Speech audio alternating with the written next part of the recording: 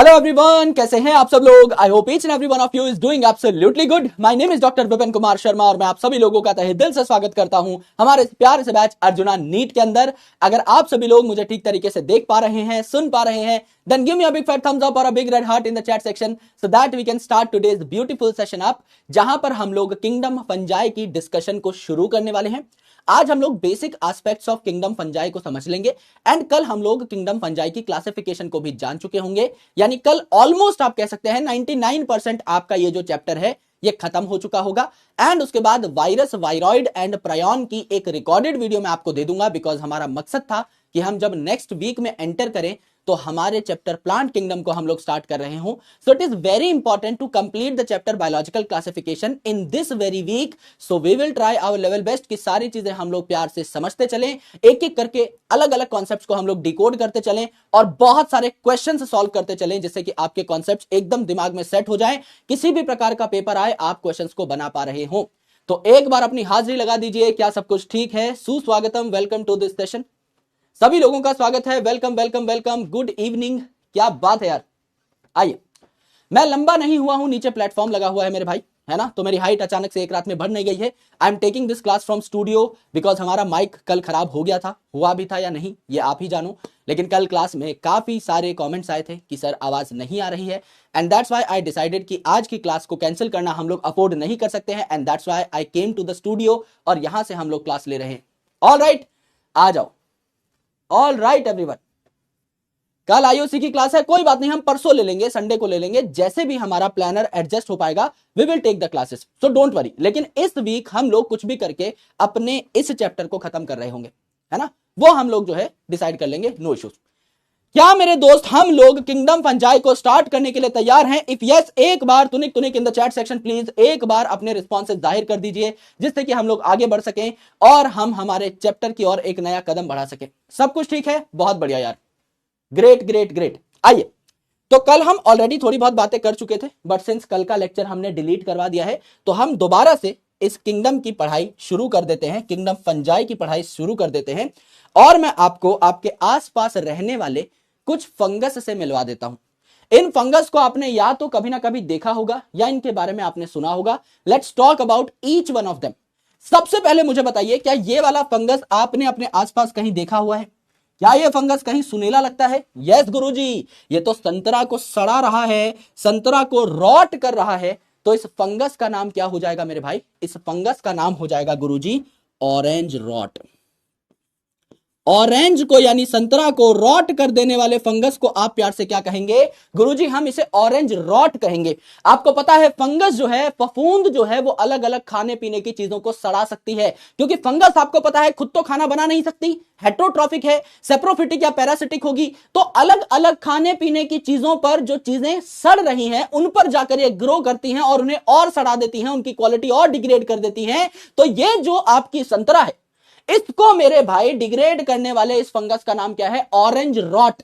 और इसी प्रकार से ये जो आपकी ब्रेड का टुकड़ा है, इसको सड़ाने वाली जो फफूंदी है, इसका मतलब क्या हो जाएगा? ये है ब्रेड मोल्ड। ब्रेड को सड़ाने वाली फंगस क्या हो जाएगी? Bread mould. अब मुझे एक बात बताइए, क्या ये मोल्ड शब्द आपका कहीं सुना हुआ है?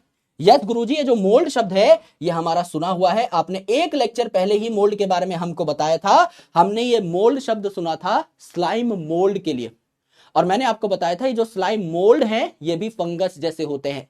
स्लाइम मोल्ड भी क्या बना रहे थे? स्पोर्स बना रहे थे, जो हवा से उड़ के एक जगह से दूसरी जगह जा सकते हैं। फंगस भी क्या करते हैं? मिलियंस ऑफ असेक्सुअल स्पोर्स बनाते हैं। स्लाइम मोल्ड में आपको एक फ्रूटिंग बॉडी देखने को मिल रही थी, फंगस में भी आपको क्या देखने को मिलेंगी? फ्रूटिंग बॉडीज देखने को मिलेंगी। तो क्या मेरे दोस्त ये जो आपके स्लाइम मोल्ड थे ये फंगस की तरह बिहेव कर रहे थे? S for slime mould, S for saprophytic थे। पेड़ की टूटी हुई डंडियों पे यानी टहनियों पे, पत्तियों पे, इन पे ग्रो कर रहे थे। दे वर सेप्रोफिटिक, वो गले सड़े मरे मैटर पे ग्रो करते हैं। और क्या हमारा ये जो ब्रेड मोल्ड है, ये जो फंगस है, क्या ये भी गले सड़े मरे मैटर पे ग्रो कर रहा होगा? बिल्कुल सर। तो यहां पर स्लाइम मोल्ड में और ब्रेड मोल्ड में कुछ सिमिलैरिटीज देखने को मिली, बिल्कुल देखने को मिली sir.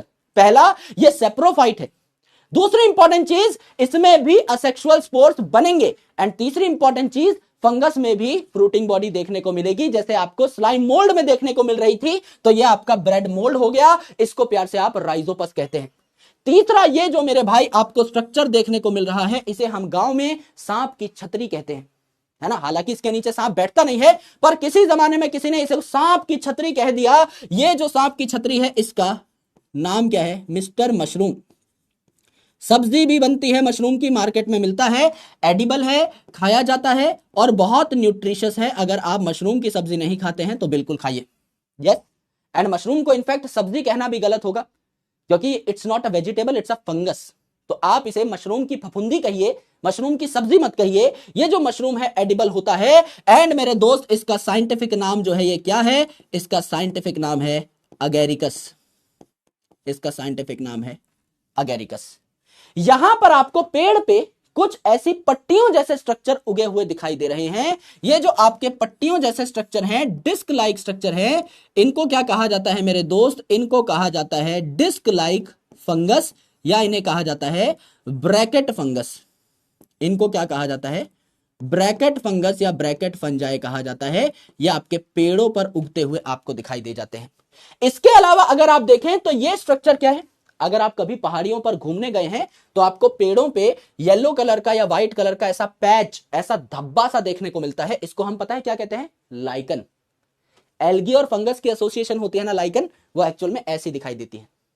This is the lichen, right. तो लाइकन में भी आपको पता है एल्गी प्लस फंगस होता है, तो फंगस तो यहां पर भी है, लाइकन की फॉर्मेट में पाया जा रहा है। ये भी आपकी एक बहुत ही प्यारी स्ट्रक्चर है जो आपको ऐसे इलाकों में देखने को मिलती है जहां पॉल्यूशन कम होता है। आप कहीं पहाड़ी वगैरह पर घूमने जाएंगे ना, आप किसी जंगल वाले इलाके में घूमने जाएंगे, वहां पर आपको ये लाइकन दिखाई देता है, क्योंकि इन पहाड़ी वाले इलाकों में, उन जंगली इलाकों में जो आपकी गाड़ियां हैं ये काफी कम होती हैं, तो वहां पर उतना ज्यादा प्रदूषण होता नहीं है। The pollution level is very less. तो वैसे इलाके जहां पॉल्यूशन काफी कम होता है, वहीं पर आपको ये लाइकन उगता हुआ दिखाई देगा। तो ये आपका लाइकन है, पैच जैसा स्ट्रक्चर है। ये आपको मशरूम जैसा ही दिखाई दे रहा होगा। अब आप बोलोगे सर ये तो मशरूम ही है। नहीं मेरे भाई, ये मशरूम नहीं है, इसे हम क्या कहते हैं? Toadstool. और ये जो टोड स्टूल है मेरे भाई, ये जरूरी नहीं कि आप खा पाए, क्योंकि ये जो टोड स्टूल है it can be poisonous also. ये जो है जहरीले भी होते हैं, पॉइजनस भी होते हैं। तो हो सकता है कि अगर आप टोड स्टूल खाएं तो आप आखिरी बार टोड स्टूल को खा रहे हो। They may be poisonous. For example Amanita. Amanita नाम का एक टोड स्टूल है जो कि पॉइजनस होता है। नीट 2014 का सवाल है। अमेनिटा नाम का एक फंगस है जो कि आपका टोड स्टूल कैटेगरी का मेंबर है, ये पॉइजनस होता है। तो इसीलिए जब भी आप किसी मशरूम जैसी चीज को कंज्यूम कर रहे हो, प्लीज मेक श्योर कि उसको किसी स्पेशलिस्ट ने पहले देखा हो, राइट। जो मार्केट में मशरूम बिकते हैं दे आर एडिबल, 100% गारंटी है कि वो एडिबल है। जो मशरूम के विशेषज्ञ होते हैं, जो जानकार होते हैं, वो नॉन एडिबल मशरूम को अलग कर देते हैं और एडिबल मशरूम्स को मार्केट में ला करके बेच देते हैं। अगर मेरे दोस्त आप ये गलती कर गए, इसे मशरूम समझ के खा गए, तो मेरे भाई हीरा बेटे वो वाला सीन तुम्हारे साथ भी हो जाएगा। खून की उल्टी हो जाएगी, सूर्यवंशम फिल्म की तरह, है ना। पर तुम जहरीली खीर नहीं, जहरीला मशरूम खा करके मर जाओगे। टेक्निकली इट्स नॉट मशरूम, इसे टोड स्टूल कहा जाता है, अलग ही कैटेगरी है। इसके अलावा आपको ये गोल मटोल चीज दिखाई दे रही है ना, ये जो बॉल जैसा स्ट्रक्चर है। अब ये जो मशरूम है इसका टुंडा बहुत बड़ा है ना, ऊपर जो है छोटा गोल मटोल सा स्ट्रक्चर है, इसकी टुंडी लंबी सी है। यहां पर अगर आप देखोगे तो ये टुंडा छोटा है, आपका गोल मटोल बॉल जैसा स्ट्रक्चर ऊपर देखने को मिल रहा है। इन्हें क्या कहा जाता है? ये पफ जैसे स्ट्रक्चर हैं, बॉल जैसे स्ट्रक्चर हैं। जैसे गुदगुदे से खिलौने आते हैं ना बच्चों के, जिनमें बाल वाल लगे रहते हैं, हेरी से स्ट्रक्चर, कोई टेडी बियर सा है, गोल मटोल सा है ना, गोलू मोलू, वैसा आपका स्ट्रक्चर है। इन्हें क्या कहा जाता है? पफ बॉल कहा जाता है। इन्हें क्या कहा जाता है? पफ बॉल कहा जाता है। और ये पफ बॉल जो है it can also be poisonous, ये भी जहरीली हो सकती है। तो क्यूट बनने के चक्कर में ये मत खा जाना, है ना, कि क्यूट बनेंगे, रोनाल्डो बनेंगे, मौसी बनेंगे, इधर है ना, क्यूट फंगस खाएंगे। हो सकता है आखिरी बार ही फंगस खा रहे हो, है ना। गलत फंगस का चक्कर, सीधा मौत से टक्कर। तो गलती से भी फंगस जो है अपनी मर्जी से मत खा लेना मेरे भाई, क्या ना। अगर आपको खाना है मशरूम वगैरह, किसी स्टैंडर्ड जगह से पैकेज्ड मशरूम खरीदिए और घर पे ला करके मम्मी जी के हाथों में दीजिए, अच्छे से धोइए, काटिए, पकाइए, फिर खाइए। सीधा जाकर के घास में मुंह मत मारने लग जाइए कि हाँ भैया सर ने तो बताया था बहुत न्यूट्रिशियस है, लाल वाला खाऊंगी, है ना, लड़की गई मैं तो पिंक वाला खाऊंगी, फेवरेट कलर का खा गई, वहीं पे मुंह से झाग निकले हुए निरमा के, वॉशिंग पाउडर निरमा के झाग मुंह से निकल गए, वहीं पर खेला खत्म हो जाएगा मेरे दोस्त। तो कलर वलर के चक्कर में नहीं पड़ना है कि पिंक खाऊंगा, ग्रीन खाऊंगा, हरा खाऊंगा, नीला खाऊंगा, ऐसा नहीं, है ना। जो नॉर्मल विशेषज्ञ ने आपको पकड़ा दिया है सिर्फ उसी को आप खा सकते हैं। ये आपके आसपास पाए जाने वाले कुछ फंगस हैं। क्या इतनी बात आपको समझ में आई? एक और बार मैं आपको रिवाइज करवा देता हूं कि आपके आसपास किस किस प्रकार की फफूंदी देखने को मिलती है। सबसे पहले ऑरेंज रॉट जो संतरा को सड़ा देता है, उसके बाद ब्रेड मोल्ड जो ब्रेड को सड़ा देता है, उसके बाद अगेरिकस यानी कॉमन मशरूम जो आप खा सकते हो, टोड स्टूल जो कि आप नहीं खा सकते, they are not very much edible. कुछ ऐसी स्पीसीज है जो एडिबल होती हैं, ज्यादातर हानिकारक ही होती हैं, पॉइजनस ही होती हैं, जैसे कि अमेनिटा, इसको आप नहीं खा सकते। यह है आपका ब्रैकेट फंगस, जैसे पेड़ के तने पे छोटी छोटी डिस्क लगी हुई हो, इस प्रकार का आपका ये फंगस देखने को मिलता है। लाइकन का पैच आपको यहां पर देखने को मिला और गोलू मोलू गोल मटोलू आपको पफ बॉल देखने को मिली। यहां तक की बातें सबको चमक गई। एक बार तुनिक तुनिक in the chat section. Note नहीं करना है, एक आधी बात नोट कर लो कि orange rot is also fungus, bread mould is also fungus, mushroom को अगेरिकस कहते हैं, this is an edible fungus, toadstool जो है it is a poisonous fungus, disc like fungus को ब्रैकेट फंगस कहा जाता है। लाइकन आज मैं आपको पढ़ाऊंगा, इसको चाहे नोट मत करना। पफ बॉल जो है ये भी पॉइजनस हो सकते हैं, सिर्फ इनका नाम नोट करना है, ये सिर्फ आपको दिखाए हैं कि आपको कल को आपके घर के आसपास अगर कोई फंगस दिख जाए तो आप उन पर बेटर स्टडीज कर पाए, इसीलिए बस आपको एक बार इनकी शक्ल दिखा दी है। करेक्ट है, बहुत बढ़िया। आ जाओ अब मेरे दोस्त, कुछ ऐसी बातें जो हमें पहले से पता हैं उनके बारे में हम लोग चर्चा विमर्श कर लेते हैं, उनके बारे में हम लोग जान लेते हैं। क्या हमें किंगडम फंगस के बारे में पहले से कई सारी बातें पता है? यस गुरुजी। मुझे यह बताओ कि प्रोकैरियोटिक ऑर्गेनिजम्स तो सिर्फ और सिर्फ किंगडम मोनेरा में पाए जा रहे थे, kingdom protista, kingdom fungi, kingdom plant और किंगडम एनिमेलिया में किस प्रकार के ऑर्गेनिजम्स होंगे? गुरुजी यूकैरियोटिक ऑर्गेनिजम्स होंगे। तो क्या ये जो किंगडम फंगस हैं इसके ऑर्गेनिजम्स यूकैरियोटिक होते हैं? यस गुरुजी, इसके जो ऑर्गेनिजम्स हैं they are eukaryotes in nature, they are eukaryotic in nature. And eukaryotic का सीधा साधा सा मतलब है कि यहां पर जो ऑर्गेनिज्म आपको देखने को मिलेंगे इनमें वेल डिफाइंड न्यूक्लियस होगा और इनमें मेम्ब्रेन बाउंड ऑर्गेनेल्स पाई जाएंगी। बच्चा बच्चा यूकैरियोट की डेफिनेशन जानता है। दूसरी इंपॉर्टेंट चीज अगर मैं आपको बताऊं तो जो मोनेरा के मेंबर्स थे ये यूनिसेलुलर प्रोकैरियोट्स थे और जो आपके किंगडम प्रोटिस्टा के मेंबर थे वो यूनिसेलुलर यूकैरियोट्स थे। किंगडम फंजाई में ज्यादातर जो ऑर्गेनिजम्स आपको देखने को मिलेंगे वो कैसे होंगे? Multi cellular eukaryote. एक आधा कोई एक्सेप्शन हो भी सकता है, तो आप कहते हैं they are mostly multicellular, they are mostly multicellular और फिलामेंटस। तभी ये फ्रेगमेंटेशन दिखा सकते हैं। फंगस हमने पढ़ा था चैप्टर लिविंग वर्ल्ड में, फ्रेगमेंटेशन दिखा रहे थे। तो ये मोस्टली मल्टीसेलुलर और फिलामेंटस हो सकते हैं एक्सेप्ट ईस्ट। आपको पता है एक्सेप्ट ईस्ट। ईस्ट कैसा है मेरे भाई? ये आपका यूनिसेलुलर है। ईस्ट जो है इट इज नॉट फिलामेंटस, ये कैसा हो जाएगा? आपका यूनिसेलुलर हो जाएगा। इस ईस्ट का साइंटिफिक नाम क्या है? गुरुजी ये जो ईस्ट है आपने बताया था इसका साइंटिफिक नाम है सैकेरोमाइसिस। ये जो आपका ईस्ट है इसका साइंटिफिक नाम क्या है? सैकेरोमाइसिस। अब ये जो सैकेरोमाइसिस है ये एकदम आपके बेस्ट फ्रेंड जैसा है। जैसे ही आपको बाहर ले जाएगा आपके घर के, आपके साथ जो है बुरी बुरी बातें करेगा, आपको गंदी गंदी सलाहें देगा, आपकी लाइफ को बर्बाद करने की कोशिश करेगा, आपको गलत रास्ते पे ढकेलेगा। लेकिन जैसे ही आपके घर में आएगा, आपकी मम्मी को देखते हैं, पापा को देखते हैं, प्रणाम आंटी, प्रणाम माताश्री, आप तो देवी तुल्य है मेरे लिए, ऐसी बातें करेगा, एकदम संत बन जाएगा, है ना। तो ये जो है सैक्रोमाइसिस, ये भी दो तरीके का व्यवहार शो करता है। जब दिन का टाइम होता है, जब इसको पता है मम्मी पापा आ सकते हैं मुझे देखने के लिए, कहीं मुझे गलत काम करता ना देख लें, गलत धंधा करता ना पकड़ लें, तो ये दिन में क्या करता है? इसे बेकर्स ईस्ट कहा जाता है। और बेकर्स ईस्ट है तो क्या करेगा? बेकर्स ईस्ट है तो बेकरी पे काम करेगा।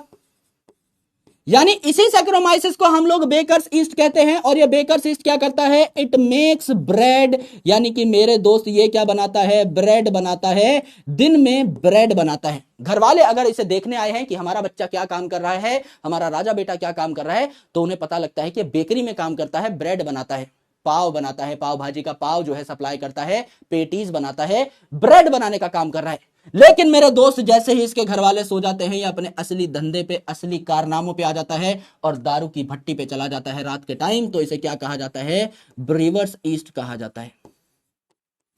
ब्रीवर्स ईस्ट में ब्रीवर का मतलब क्या होता है? It is related to brewery industry, यानी शराब वाली इंडस्ट्री के अंदर जो है ये चला जाता है। It makes alcohol like beer, beer वगैरह बनाता है ना। तो रात को गंदे गंदे काम करता है, दारू की भट्टी पे काम करता है, लेकिन दिन में अपने घर वालों को दिखाने के लिए, शरीफ बनने के लिए, रोनाल्डो मौसी बनने के लिए ब्रेड बनाता है, बेकरी पे काम करता है। तो गंगाधर ही शक्तिमान है मेरे भाई। जब इसको लोग देख रहे होते हैं, जब ये भीड़ में होता है तो नहीं अपनी पहचान बताता।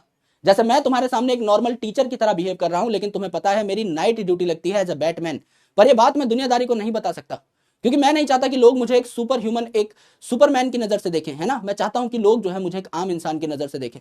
इसीलिए मैं मास्क लगा करके चला जाता हूं ऐसे उड़ करके, है ना। कि मेरी बाइक जो है खराब होने गई है, बैट मोबाइल जो है खराब हो गई है, इसीलिए मैं जो है अभी उड़ के ही ट्रेवल कर रहा हूं सुपरमैन के कंधे पे बैठ के। इसी प्रकार से ये जो है, इसको भी नहीं चाहिए कि कोई इसको पहचाने या फेमस हो जाए, इसीलिए दिन में ब्रेड बनाता है जब इसको लोग देख रहे होते हैं। रात को जब लोग नहीं देख रहे होते हैं तो शराब की भट्टी पर जाकर जो है वहां पर शराब बनाने लगता है। तो मोस्टली मल्टी सेल्यूलर होते हैं, यूकैरियोट्स होते हैं। और देख लो मेरे भाई, इनकी सेल वॉल किसकी बनती है? फटाफट बताओ, चैट सेक्शन को भर डालो। हम तो ये डे 1 से पढ़ रहे हैं कि सेल वॉल ऑफ फंगस किस चीज की बनेगी। गुरुजी सेल वॉल जो है फंगस की, किस चीज की बनेगी मेरे भाई? ये बनेगी काइटिन की। और शुगर्स भी होती हैं इसमें, तो काइटिन प्लस पॉलीसेकेराइड आप यहां पर लिख सकते हो। ये आपकी मेन कॉम्पोजिशन है, मेन कंपोनेंट है जो कि आपको देखने को मिलता है इन फंगस। पाए कहां पर जाते हैं भैया? कहीं भी पाए जा सकते हैं। बताओ भैया, अभी मैं एक साफ सुथरे स्टूडियो में खड़ा हुआ हूं जहां पर कोई फफूंदी नहीं है, पर क्या मेरे स्टूडियो में आपको फफूंदी देखने को मिल सकती है? क्या मैंने आपको बताया था जब मैं आपको बैक्टीरिया पढ़ा रहा था कि bacteria are cosmopolitan, they are literally found everywhere. Bacteria हर जगह पाए जाते हैं मेरे भाई। हवा में पाए जाते हैं, पानी में पाए जाते हैं, लैंड पे पाए जाते हैं, सॉइल पे पाए जाते हैं, आपकी बॉडी के अंदर बैक्टीरिया पाए जाते हैं। और उस टाइम पर मैंने आपको बताया था कि ये सेम लाइन आप फंगस के लिए भी पढ़ रहे होंगे, that fungus is also cosmopolitan. अब आप कहेंगे कि सर आपका कमरा तो साफ सुथरा है, आपका स्टूडियो तो साफ सुथरा है, यहां तो फफूंदी नहीं होनी चाहिए। लेकिन लेट से मैंने यहां पर अपने टेबल पे एक टुकड़ा ब्रेड का रख दिया और 5 दिन तक उस टुकड़े को पड़ा रहने दिया, तो क्या मेरे भाई इस ब्रेड के टुकड़े पर फफूंदी जमा हो जाएगी, फंगस जमा हो जाएगी? बिल्कुल जमा हो जाएगी सर, इसमें कोई भी दो राय नहीं है। यानी अल्टीमेटली आपने क्या किया? आपने फंगस की कॉलोनी बनवाई। अब फंगस का साइज बहुत छोटा है, तो ये नॉर्मली हमें दिखाई नहीं देता।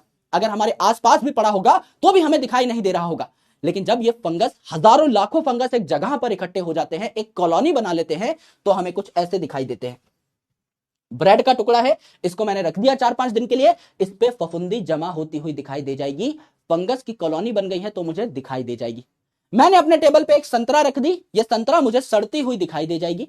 तो अल्टीमेटली एक फंगस मुझे अभी अपने कमरे में दिखाई नहीं दे रहा।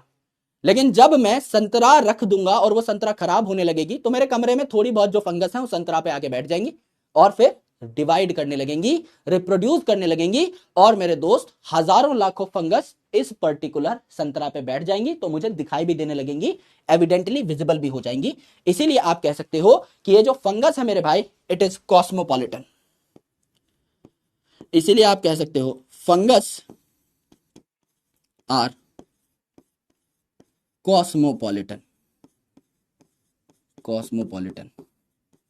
that is they are present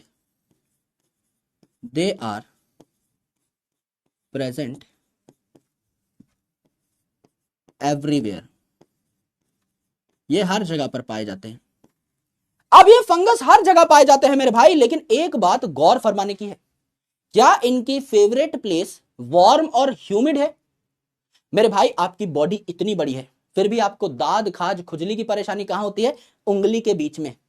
यहां बगल में गर्दन की स्किन जहां टकरा रही है, यहां पर ये नाक का ठुल्ला जहां पे टच हो रहा है, ये दोनों स्किन टकरा रही है यहां पर, इन जगहों पर फंगल इन्फेक्शन के चांसेस मैक्सिमम होते हैं। क्यों? क्योंकि समझ लीजिए जो गर्दन है ये आपस में टकरा रही है, तो इस दौरान जब स्किन्स आपस में टकराएंगी तो ड्यू टू फ्रिक्शन क्या हीट पैदा होगी, क्या इस इलाके में गर्मी होगी? बिल्कुल।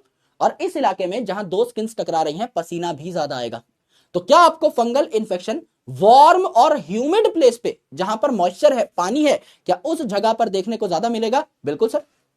और बाकी तो मेरे भाई आप जहां पर भी इस प्रकार से फंगस को फैला लोगे, भाई मेरे को यहां पे खुजली है, मैंने ऐसे ऐसे खुजाया और यहां पर फिर खुजा लिया है ना, तो मेरे भाई यहां पे भी फंगस पहुंच जाएगा। लेकिन प्रेफरेबली ये कहां ग्रो करता है? वार्म और ह्यूमिड कंडीशन में ग्रो करता है। क्या ये बात सबको रेफरेंस से समझ में आ गई?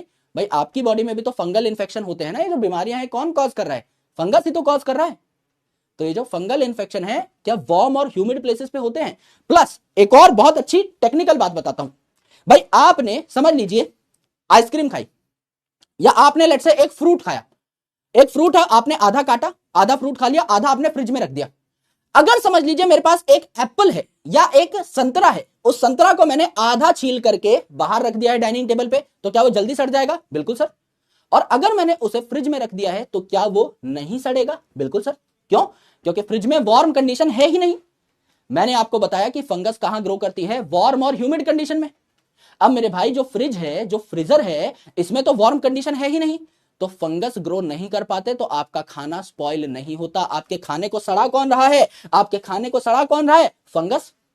अगर आप इसी खाने को उठा करके फ्रिज में रख दें तो फंगस तो कोल्ड कंडीशन में ग्रो ही नहीं कर पाएगा, तो अल्टीमेटली आपका खाना खराब नहीं होगा।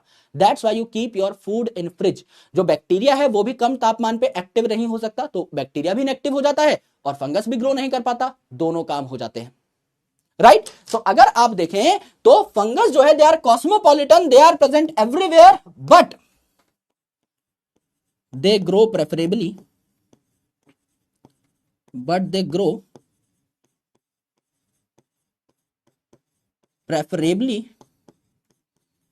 in warm and humid areas. Warm and humid areas. इस ह्यूमिड एरिया को आप कुछ और कह सकते हो, इस वार्म एरिया को आप कुछ और कह सकते हो। वार्म मतलब गर्म, क्या इसमें तापमान ज्यादा है? बिल्कुल। तो क्या इस एरिया को आप हॉट एरिया कह सकते हो? यस गुरुजी, हॉट एरिया कह सकते हैं, तापमान यहां पर ठीक ठाक बढ़ा हुआ होना चाहिए। ह्यूमिड का मतलब क्या होता है? जहां पर ह्यूमिडिटी है यानी वाटर ज्यादा है। अगर वाटर ज्यादा है तो क्या इस इलाके को आप मॉइस्ट इलाका भी कह सकते हो, जहां मॉइस्चर ज्यादा है? क्या इस इलाके को आप डैम्प इलाका भी कह सकते हो, जहां पे पानी भरेला है? यस गुरुजी।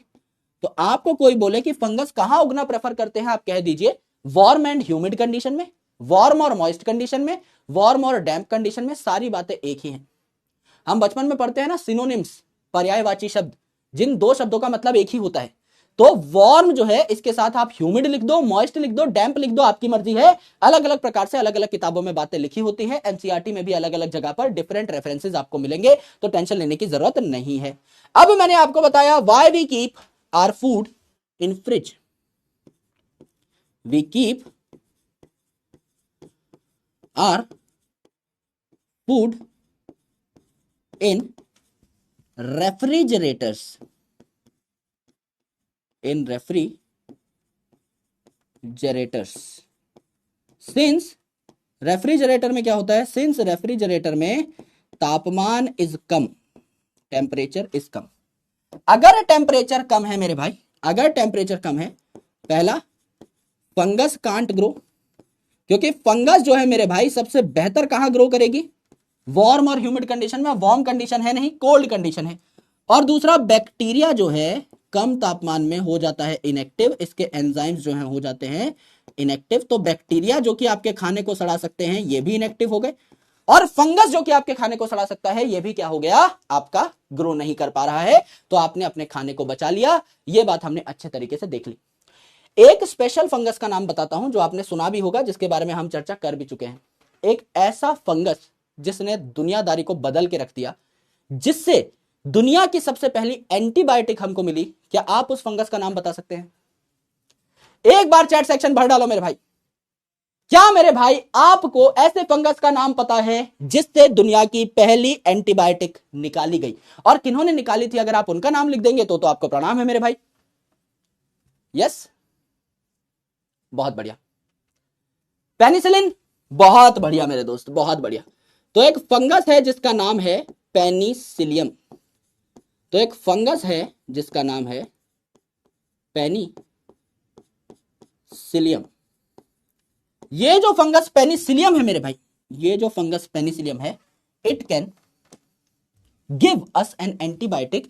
इससे फर्स्ट एंटीबायोटिक एक्सट्रैक्ट करी गई, first antibiotic penicillin was extracted from it, was extracted from it, है ना। और करी किन्होंने थी? अलेक्जेंडर फ्लेमिंग नाम के एक साइंटिस्ट ने करी थी, जो कि हम आगे पढ़ते भी हैं, तो कोई टेंशन लेने की बात नहीं है। क्या इतनी सारी बातें हमने सीख ली? यहां पर क्या हमने बहुत खतरनाक कुछ आपको बता दिया है? सर ये सारी बातें बहुत जेनेरिक हैं। जब हम लोगों ने 5 किंगडम सिस्टम ऑफ क्लासिफिकेशन के बारे में बात करना शुरू किया था, उसी टाइम पर आपने अलग अलग किंगडम्स के अलग अलग पॉइंट हमारे सामने रखे थे। मैंने बस उन्हीं पॉइंट्स को किंगडम फंगस में आने के बाद थोड़ा बहुत आपके सामने इलेबोरेट किया है। मैंने कोई यहां पर नई बात आपको नहीं बताई है, बहुत तगड़ा कोई मैंने यहां पर आपको कॉन्सेप्ट नहीं बता दिया है। आपको पहले से पता था कि भैया प्रोकैरियोटिक ऑर्गेनिज्म किंगडम मोनेरा में पाए जाते हैं, उसके बाद चाहे किंगडम प्रोटिस्टा हो, चाहे किंगडम फंजाई हो, चाहे किंगडम प्लांटे हो, चाहे किंगडम एनिमेलिया हो, उनमें यूकैरियोटिक ऑर्गेनिजम्स मिलेंगे। तो यहां पर मिले। दूसरी इंपॉर्टेंट चीज, unicellular prokaryotic organisms kingdom Monera में पाए जाते हैं, यूनिसेलुलर यूकैरियोटिक ऑर्गेनिज्म प्रोटिस्टा में पाए जाते हैं। यहां ज्यादातर ऑर्गेनिजम्स मल्टी सेलुलर होंगे। एक आधा एक्सेप्शन है जिसका हमने नाम बताया यहां पर ईस्ट। इस ईस्ट का साइंटिफिक नाम है सैक्रोमाइसिस। गंगाधर ही शक्तिमान है, यानी ये जो सैक्रोमाइसिस है इसी को बेकर्स ईस्ट कहते हैं। यही बेकरी में ब्रेड बनाने के काम आता है, और इसी को हम ब्रीवर्स ईस्ट कहते हैं। ये जो है दारू की भट्टी पर रात को भंगड़ा करता है और वहां पर शराब बनाने के भी काम आ रहा होता है। तो यही बेकर्स ईस्ट है, यही ब्रीवर्स ईस्ट है। फिर मैंने आपको पहले ही बता दिया था कि सेल वॉल जो है मेरे भाई काइटिन की बनती है आपकी फंगस की। फंगस मैंने आपको बैक्टीरिया पढ़ाते टाइम बता दिया था, इट इज कॉस्मोपॉलिटन, हर जगह देखने को मिलता है। लेकिन अपनी दाद खाज खुजली के एग्जाम्पल से आपने खुजलाते खुजलाते ये पढ़ा कि मेरे दोस्त ये जो है वार्म और ह्यूमिड कंडीशन में सबसे ज्यादा बेहतर तरीके से ग्रो कर सकते हैं। इसीलिए आप अपने खाने को रेफ्रिजरेटर में यानी फ्रिज में रखते हैं, जिससे आपके खाने को ना फंगस बर्बाद कर पाए ना कोई बैक्टीरिया बर्बाद कर पाए। क्योंकि फंगस जो है ये आपका कोल्ड टेम्परेचर पे कम ग्रो कर पाएगा, बैक्टीरिया वैसे इनएक्टिव हो जाएगा। खाने को यही दो चीजें बर्बाद कर सकती हैं, आपका खाना सेफ हो गया अगर आप उसे फ्रिज में रख देते हैं तो। एंड पहली जो एंटीबायोटिक है ये आपको पेनिसिलियम नाम के फंगस से मिली, जिसका नाम था पेनिसिलिन। और अलेक्जेंडर फ्लेमिंग नाम के साइंटिस्ट ने हमें इस फंगस के बारे में बताया, हमें इस एंटीबायोटिक के बारे में बताया। यहां तक की चीजें चमक गई तो एक बार तारा रारा इन the chat section please. Yes, यहां तक की बात समझ में आ गई है। पहले थोड़ा सा और पढ़ेंगे, फिर आपको एनसीईआरटी की रीडिंग कराएंगे, डोंट वरी, है ना यार। Bacteria can be found in cold places, that's fine, but they can not be found in your fridge. अब देखो, एक बैक्टीरिया है जो कम तापमान को सह सकता है, तो बर्फों में देखने को मिलेगा ना भाई। आप तो नया फ्रिज खरीद के लेके आए हो, आपकी अंटार्कटिका से तुलना थोड़ी करी जा सकती है। जैसे एक बैक्टीरिया है, सिंपल सी बात है दोस्त, एक बैक्टीरिया है जो कि एसिड में रह सकता है, उसको अगर मैं पकड़ के लेके आऊंगा और एसिड में डाल दूंगा तो वो जिंदा रह जाएगा, ये मैं कहना चाहता था। ऐसा थोड़ी है कि वो दुनिया के हर एसिड में पाया ही जाएगा, पाया जा सकता है और पाया जा रहा है, दोनों में बहुत फर्क है। अब मेरे भाई कोई बैक्टीरिया है, वो अंटार्कटिका में बर्फ में पड़ा हुआ है, मस्त एकदम बर्फ की सिल्ली पे लेटा हुआ है, सुबह सुबह आइसक्रीम खा करके, सब कुछ उसको ठंडा ठंडा ही चाहिए, ठंडा ठंडा कूल कूल, बर्फ की सिल्ली पे लेटा है, आइसक्रीम चूस रहा है और नवरत्न का खोपड़ी पे तेल लगा रखा है, भैया पूरा ठंडा हो जाऊंगा, है ना। लेकिन मेरे भाई ये जरूरी थोड़ी आपके फ्रिज में पाया जाए। अगर आप इसे उठा के अपने फ्रिज में रखोगे तो ये जिंदा रह सकता है अनडाउटेडली, पर जरूरी थोड़ी आपके फ्रिज में घुस ही जाएगा। अंटार्कटिका छोड़ के तुम्हारे इसमें छोटे से 70 लीटर के फ्रिज में थोड़ी घुसेगा मेरे भाई, है ना। तो उसकी भी अपनी मजबूरियां हैं मेरे दोस्त, तो दूसरे देश में रहता है, विदेशी बैक्टीरिया है ना। इधर देसी तुम्हारे घर में फिट होने थोड़ी आ जाएगा, है ना। ये बात आपने सीखी, यहां तक की बात समझ में आई? बहुत बढ़िया, वेरी गुड, बहुत शानदार, proud of you my friends, proud of you, वाह वाह वाह, बहुत सही। डाउट सेक्शन देखेंगे, बहुत जनरल जनरल बातें कर रहे हैं, टेंशन मत लीजिए, है ना। आराम से पढ़ाएंगे, खूब सारे डाउट लेंगे, चिलैक्स। आप भी नवरत्न की सिल्ली जो है सर पे रखो, और मस्त टेंशन फ्री होकर पढ़ाई करो। न्यूट्रिशन इन फंगस, क्या ये बात भी हमें पहले से पता है? सर हमको सब कुछ पता है, क्योंकि जनरल और बेसिक कॉन्सेप्ट हमारे काफी स्ट्रांग है। क्या कोई भी फंगस अपना खुद का खाना स्वयं बना सकता है? नहीं गुरुजी, सारे के सारे फंगस जो हैं हेटेरोट्रॉफिक होते हैं, यानी अपना खाना स्वयं नहीं बना सकते। तो ये 3 अलग अलग तरीके से अपने खाने का जुगाड़ करते हैं। सबसे पहला जो जुगाड़ है, आप कह सकते हो fungus are heterotrophs. Fungus are heterotrophs. Fungus जो है ये हेटेरोट्रॉफिक न्यूट्रिशन शो करते हैं, यानी they can not make their own food. तो इनकी पहली जो स्ट्रेटजी होती है, ये क्या होती है? पहली स्ट्रेटजी इनकी वही होती है जो स्लाइम मोल्ड की स्ट्रेटजी थी। They are saprophytic. They are saprophytic, यानी मेरे भाई ये गले सड़े मरे मैटर पे ग्रो करते हैं। तो आप क्या कह सकते हो? They are saprophytic. इसका मतलब they can grow on dead and decaying matter. They can grow on dead and decaying matter. ये गले सड़े मरे मैटर पे ग्रो करते हैं। एग्जाम्पल क्या हो जाएगा खुद बताइए? सर ऑरेंज रॉट जो कि ऑरेंज को सड़ा रहा है, ब्रेड मोल्ड जो कि ब्रेड को सड़ा रहा है, ये आपके सेप्रोफाइट्स ही तो हो गए। तो आप यहां पर ऑरेंज रॉट लिख सकते हो। भाई ऑरेंज को सड़ा रहा है, सड़े हुए संतरा पर ग्रो कर रहा है, तो ऑरेंज रॉट क्या हुआ? एक सेप्रोफाइट ही तो हुआ, गले सड़े मरे मैटर पे ग्रो करेगा, है ना, ऑर्गेनिक मैटर को डिकम्पोज करेगा। तो आपके सेप्रोफाइट क्या होते हैं? जैसा कि हमने बैक्टीरिया में भी पढ़ा था, ये ऑर्गेनिक मैटर को डिकम्पोज करते हैं। So they converts organic matter into inorganic matter. ये ऑर्गेनिक मैटर को इनऑर्गेनिक मैटर में कन्वर्ट करते हैं। करेक्ट है, एकदम करेक्ट है सर, ये बात हमें पहले से पता है। दूसरी इंपॉर्टेंट चीज है मेरे दोस्त, parasitic mode of nutrition. Saprophytic के बाद ये हो सकते हैं पैरासिटिक। पैरासिटिक मतलब ये किसी और ऑर्गेनिज्म की बॉडी से न्यूट्रिशन डेराइव कर सकते हैं, किसी और ऑर्गेनिज्म में बीमारी कॉज करते हैं। आपको पता है फंगस आपके अंदर और प्लांट्स के अंदर काफी सारी बीमारियां कॉज कर सकता है। So they can take nutrition, they can take nutrition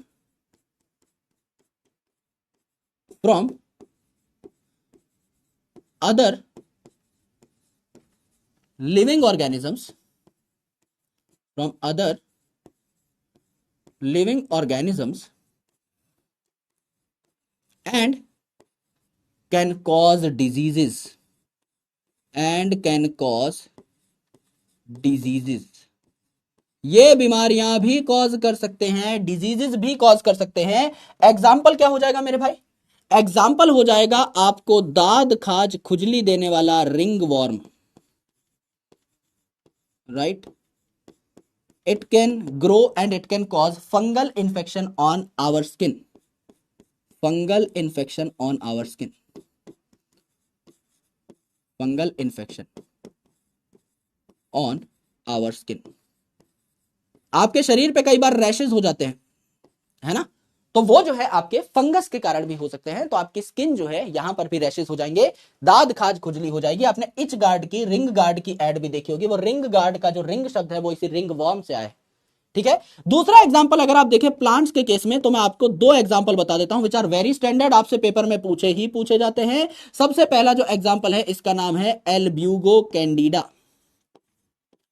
Albugo Candida. और दूसरा एग्जांपल जो है ये है पक्सीनिया ग्रामिनिस ट्रिटिकी, पक्सीनिया ग्रामिनिस ट्रिटिकी। की कह रहे हो पाजी? ट्रिटिकी अभी बता दे हैं भाई। अल्ब्यूगो कैंडिडा ये क्या करता है? White spot, white spot on mustard leaf. Mustard के दाने किस कलर के होते हैं? सरसों के दाने किस कलर के होते हैं? सरसों के दाने गुरुजी काले कलर के होते हैं। तो मस्टर्ड की लीफ में बीमारी कॉज करता है, पर आप रेफरेंस याद रखो, मस्टर्ड के दाने काले कलर के, तो बीमारी किस कलर की? सफेद कलर की। ग्रामिनिस ट्रिटिकी, ट्रिटिकी क्या होता है? ट्रिटिकी, ट्रिटिकम एस्टिवम मतलब गेहूं, है ना। तो गेहूं जो है मेरे भाई उसके दाने सुनहरे कलर के होते हैं, यानी व्हाइटिश कलर के होते हैं, लाइट कलर के होते हैं। तो सुनहरे कलर के दानों पर बीमारी किस कलर की आएगी? सर ब्लैक कलर की। तो पक्सीनिया ग्रामिनीस ट्रिटिकी क्या कॉज करेगा? Black rust on wheat. तो सुनहरे कलर के दानों पर काले कलर की बीमारी, ब्लैक रस्ट, और काले कलर के मस्टर्ड के दानों पर, या आप कह लीजिए बेसिकली लीफ पर, आपकी सफेद कलर की बीमारी, दैट इज व्हाइट स्पॉट। अगर आप नाम देखें, पक्सीनिया फंगस का नाम हो गया, ग्रामिनिस, ग्रामिनिस आपको आगे पढ़ाया जाएगा। अगले से अगला जो चैप्टर है मॉर्फोलॉजी ऑफ फ्लावरिंग प्लांट, उसमें आप अलग अलग प्लांट्स की फैमिलीज के बारे में पढ़ेंगे। वहां पर एक फैमिली आएगी जिसका नाम है फैमिली ग्रामिनी, और ग्रामिनी का मेंबर क्या है? आपका ये वीट है ना। तो फैमिली ग्रामिनी से शब्द आया आपका ग्रामिनिस, फैमिली ग्रामिनी आपको देखने को मिलेगी। एंड ट्रिटिकी का मतलब है ग्रामिनी फैमिली का भी कौन सा मेंबर? ट्रिटिकम एस्टिवम, यानी वीट की बात हो रही है।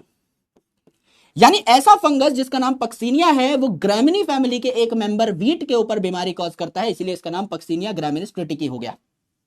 एल्ब्यूगो कैंडिडा, ये कैंडिडा शब्द कहीं सुना हुआ है? कहीं देखेला लगता है? अगर आपके घर में टीवी है या अगर आप टीवी देखते हैं बहुत फ्रिक्वेंटली, तो आपने एक पाउडर का ऐड देखा होगा। उस पाउडर को कहते हैं कैंडिड डस्टिंग पाउडर, और कहा जाता है डॉक्टर्स द्वारा रेकमेंडेड पाउडर है। इसको आप अगर छिड़केंगे तो आपके फंगल इन्फेक्शन सही हो जाएंगे। फंगल इन्फेक्शन सही करने वाले पाउडर का नाम क्या है? कैंडिड डस्टिंग पाउडर, यानी candid is a word which is related to fungus. तो Albugo is a fungus by default. अगर आप शब्दों से खेलना सीख गए तो आपको कोई नहीं हरा सकता। ये बात समझ में आई या नहीं? यानी अगर आपको पक्सीनिया का पूरा नाम पता है तो आपको पता लग जाएगा किस फैमिली के किस मेंबर में बीमारी कॉज करती है। और एल्ब्यूगो का नेचर अगर का भी भूल जाओ तो आपको पता लग जाएगा भैया ये फंगस है, क्योंकि इसके नाम में कैंडिड छुपा हुआ है। और कैंडिड डस्टिंग पाउडर जो है फंगस के ब्रांड का नाम क्यों है? फंगस सही करने वाले पाउडर के ब्रांड का नाम क्यों है? Because it is related to fungi itself. नाम से खेलना सीख गए तो खेल खत्म हो जाता है मेरे भाई। तो आपका ये जो एल्ब्यूगो है ये आपके मस्टर्ड में बीमारी कॉज कर रहा है, पक्सीनिया जो है आपके वीट में बीमारी कॉज कर रहा है, और आपको भी कई फंगस जो है दाद खाज खुजली की गंभीर समस्या दे सकते हैं। यानी कि ये पैरासिटिक भी हो सकते हैं, किसी प्लांट की बॉडी में भी रह सकते हैं, आपकी बॉडी के ऊपर भी पड़े हुए हो सकते हैं। यानी कि फंगस अपना खाना नहीं बना रहा है, या तो गले सड़े मरे मैटर पे ग्रो कर रहा है, सेप्रोफिटिक मोड ऑफ न्यूट्रिशन है, या पैरासिटिक मोड ऑफ न्यूट्रिशन है। इसका मतलब मेरे भाई किसी प्लांट में या एनिमल में बीमारी कॉज करके जिंदा है। तीसरी इंपॉर्टेंट चीज जो सबसे जरूरी चीज है, इसको भी हम लोग सुन लेते हैं, इसके बारे में भी हम लोग जान लेते हैं मेरे भाई। ये जो तीसरी इंपॉर्टेंट चीज है ये हो जाएगा एसोसिएशंस, सिम्बायोटिक एसोसिएशंस, यानी किसी और ऑर्गेनिज्म के साथ मिलजुल के रहना। ये फंगस की फितरत होती है, क्योंकि फंगस खुद तो खाना नहीं बना सकता, तो किसी और के साथ कोलैबोरेट कर लेता है। कहता है भैया खाना तुम मुझे दे दो, मैं तुम्हारे बदले में कुछ जो है काम संभाल लूंगा, मैं तुम्हारी हेल्प कर लूंगा। तो सिम का मतलब क्या होता है? सिम का मतलब ये खुल जा सिम सिम वाला सिम नहीं है, ना तुम्हारे फोन में डलने वाला सिम है। सिम का मतलब होता है टुगेदर, हम साथ साथ हैं वाला सिम है ये। हम सिम सिम हैं, अब से ये बोलना मेरे भाई, है ना।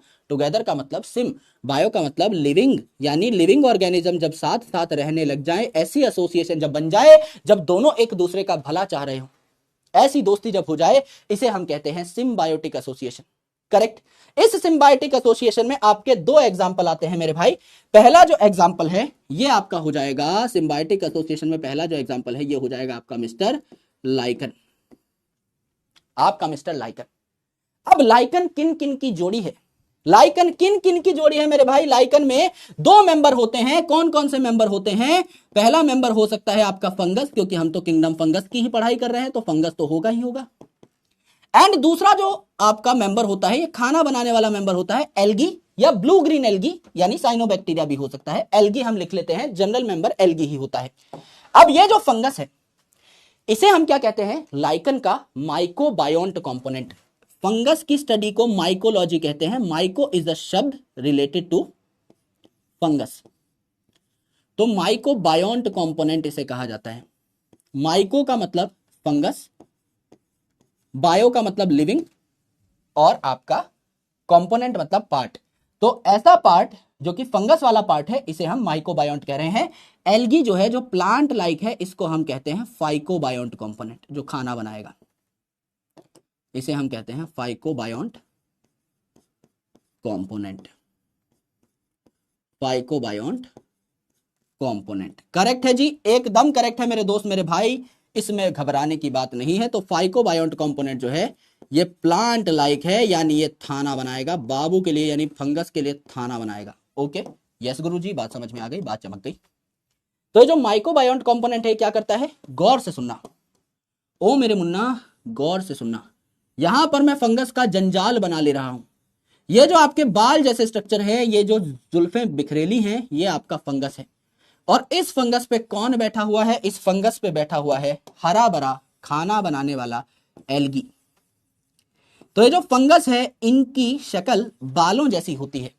यस, तो यहां पर ये जो कंपोनेंट है बालों जैसा, जुल्फों जैसा, ये लहराती जो जुल्फे हैं इसे हम कहते हैं फंगस। और ये जो आपका हरा भरा पार्ट यहां पर दिखाई दे रहा है, जो इन जुल्फों के बीच में पड़ा हुआ है, इसे हम क्या कहते हैं, एल्गी। ये आपके लाइकन का पैच जैसा स्ट्रक्चर है, एक बेसिकली चीथड़े जैसा स्ट्रक्चर है जो कि चिपका हुआ है किसी पेड़ के ऊपर, ये आपका लाइकन है। अब इस लाइकन का जो माइक्रोबायोन्ट कंपोनेंट है फंगस, इस फंगस का सरफेस एरिया बहुत ज्यादा है भाई। ये जो फंगस है ये तो बाल जैसा है, इसका सरफेस एरिया बहुत ज्यादा है। अगर इसका सरफेस एरिया बहुत ज्यादा है मेरे भाई, अगर इसका सरफेस एरिया बहुत ज्यादा है मेरे भाई, तो ये जो है चीजों को एब्जॉर्ब बहुत आसानी से कर लेता है। तो फंगस जो है it increases surface area for water and mineral absorption. ये प्लांट की जड़ों की तरह, जड़ें जो है फैली हुई होती हैं, तो वाटर और मिनरल पकड़ पकड़ के पूरे प्लांट को देती हैं। इसलिए वाटर और मिनरल एब्जॉर्ब करने का काम किसका है, जड़ों का है, रूट्स का है। सिमिलरली ये जो फंगस है इसका सरफेस एरिया बहुत ज्यादा है, तो वाटर और मिनरल एब्जॉर्ब करने का काम फंगस का है। और इसका सरफेस एरिया इतना ज्यादा है कि इसके ऊपर एल्गी आराम से बैठ सकता है, यानी शेल्टर प्रोवाइड करने का काम, घर प्रोवाइड करने का काम किसका है, फंगस का है। तो फंगस के दो काम है, पहला इट एब्जॉर्ब्स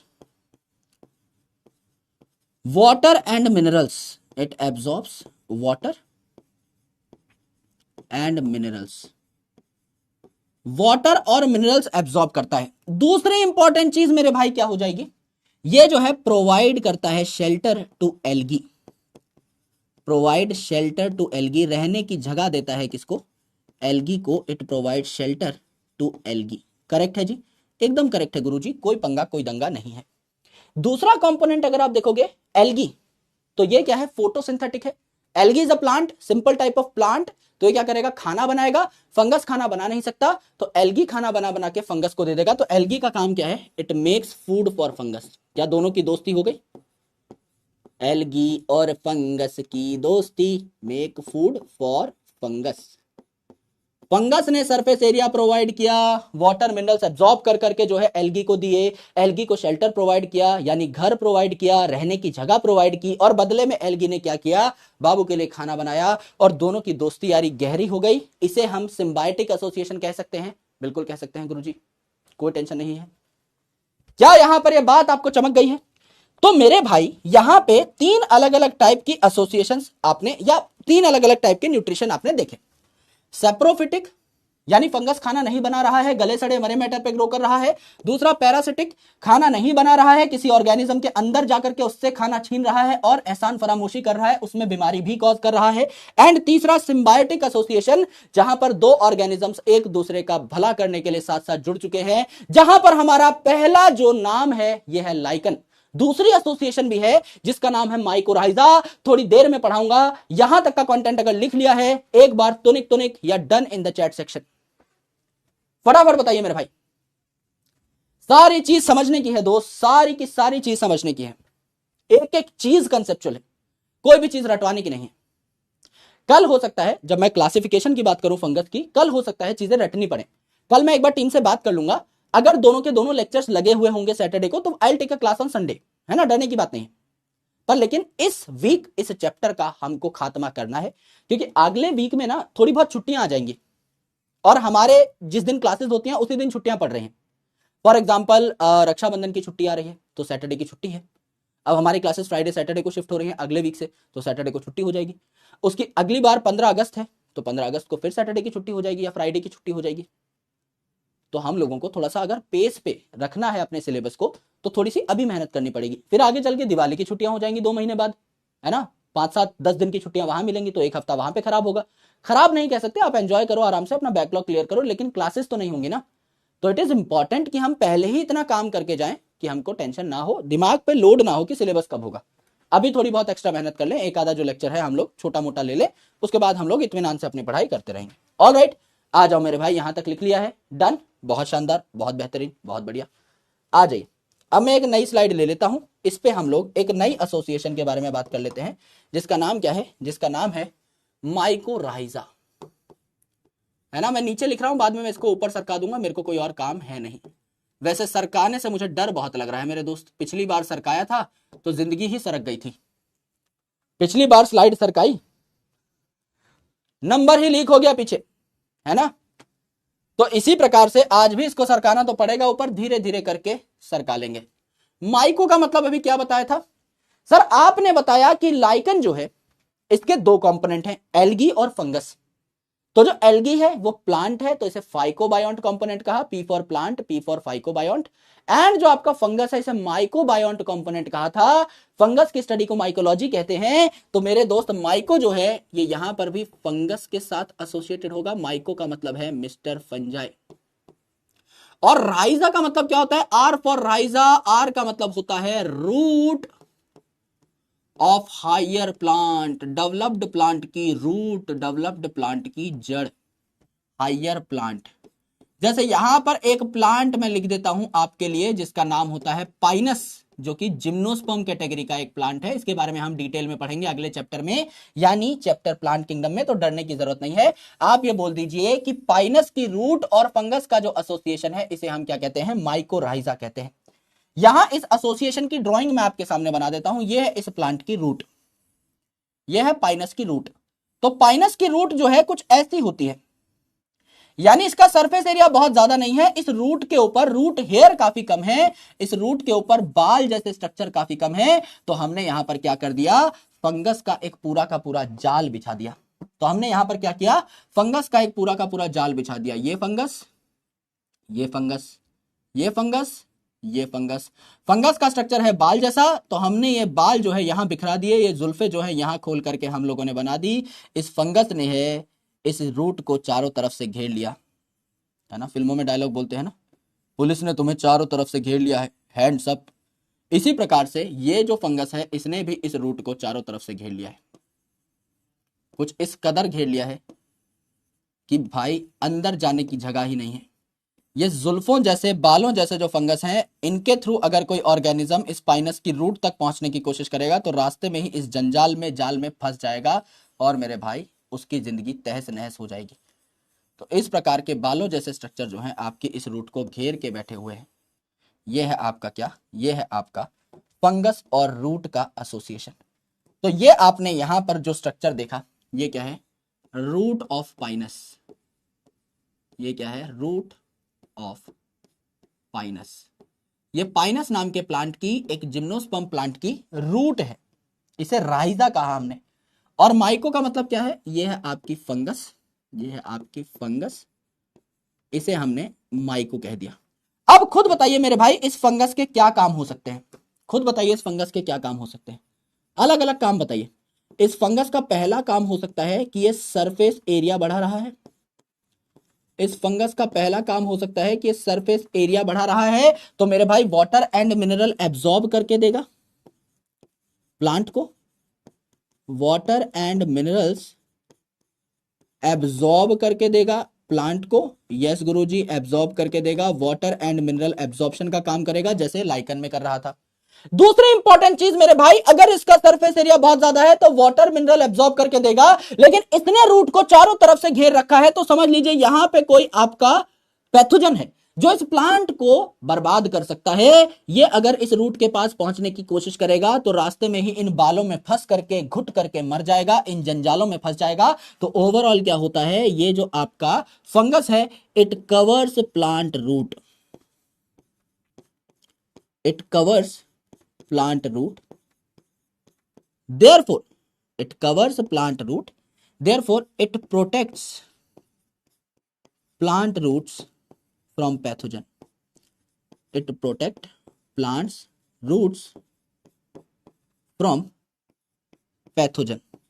अलग अलग बीमारी फैलाने वाले कीटाणुओं से आपके इस प्लांट की रूट को बचा लेगा कौन, ये फंगस, क्योंकि ये इसको घेर करके बैठा हुआ है। इसने एक लैमिनेशन का या कवर का काम किया है यहां पर। ठीक है। इसी प्रकार से मेरे दोस्त ये जो रूट ऑफ पाइनस है, ये रूट ऑफ पाइनस है, तो पाइनस क्या है, एक प्लांट है। पाइनस अगर प्लांट है तो ये पाइनस जो है खाना बना रहा होगा, और पाइनस की लीव्स अगर खाना बना रही हैं, फोटोसिंथेसिस कर रही हैं, तो लीव जो है खाना बना करके पाइनस के हर पार्ट तक खाना पहुंचा देंगी, रूट में भी खाना पहुंच जाएगा। अगर रूट में खाना पहुंच गया तो उस खाने को कौन ले लेगा, फंगस ले लेगा मेरे भाई। तो रूट ऑफ पाइनस क्या करेगी, it provides food to fungus. Fungus क्या है, भूखा है, खुद खाना नहीं बना सकता, तो इसको खाना चाहिए इस प्लांट की रूट से, और बदले में फंगस क्या करेगा, वाटर एंड मिनरल एब्जॉर्ब करके इस प्लांट को देगा, जिससे इस प्लांट की ग्रोथ अच्छी हो सके, इसको वाटर मिनरल मिल सके, एज वेल एज इस प्लांट की रूट को कवर भी करेगा, जिससे कि कोई अनदेखा अनजाना जो है यहां पर पैथोजन आकर के इस प्लांट की रूट में ना घुस जाए, इस प्लांट को बीमार ना कर दे। क्या यहां तक बात समझ में आई, क्या माइकोराइजा समझ में आ गया। तो फंगस क्या कर सकता है, 3 अलग अलग तरीके से अपने खाने की डिमांड को पूरा कर सकता है। या तो गले सड़े मरे मैटर पे जो है ग्रो कर जाए, है ना, गटर वटर से खाना उठा करके खा ले, या फिर पैरासिटिक हो, दुष्ट बन जाए, गुंडा लोग बन जाए, और अलग अलग प्लांट और एनिमल की बॉडी में जाकर के उनमें बीमारी कॉज करे और उनकी बॉडी से न्यूट्रिशन चुराए, या फिर मेहनत की रोटी कमाए, इज्जत की रोटी कमाए, सिम्बायोटिक एसोसिएशन से अपना खाना कमाए, अपनी रोटी जो है हासिल करे। लाइकन की अगर आप बात करेंगे तो लाइकन में ये जो फंगस था, इसने एल्गी की मदद की, इसको वाटर मिनरल प्रोवाइड किया, इसको रहने की जगह प्रोवाइड किया, और बदले में कहा कि साहब अगर आपको मेरा काम अच्छा लगा हो 5 स्टार रेटिंग दे दीजिए ऐप पर, और मुझे जो है खाना भी दे दीजिए थोड़ा सा। तो इसको खाना मिल गया, इसने इज्जतदार नौकरी करी, भीख नहीं मांगी सेप्रोफाइट की तरह, जो है गटर में सिर नहीं दे दिया इसने खाना खाने के लिए, और यहां पर भी इसने प्लांट की हेल्प करी, प्लांट को वाटर मिनरल एब्जॉर्ब करके दिया, उसे बीमारियों से बचाया, एक सुपर हीरो का, एक सुपरमैन का काम किया, और बदले में अपनी रोटी जो है हासिल करी। इसे जो है हम लोग माइकोराइजा कहते हैं। तो 3 प्रकार की मोड ऑफ न्यूट्रिशन जो है आपको फंगस में देखने को मिली। अगर मैं आपको लाइकन के बारे में एक खास बात बताऊं तो आपको एक नोट बनवा देता हूं मैं, 5 रुपए का, यहां पर लिख लीजिए, छोटी सी बात है। हालांकि मैंने आपको इस लेक्चर के स्टार्टिंग में ही बता दिया था कि आपके जो लाइकन है ये आपको पहाड़ी इलाकों पर, जंगल वाले इलाकों पर ही देखने को मिलेंगे, ये यहां अपने एनसीआर वाले इलाकों में देखने को नहीं मिलेंगे, क्योंकि यहां प्रदूषण ही बहुत ज्यादा है। सो लाइकन जो है, they are pollution indicators. Lichen are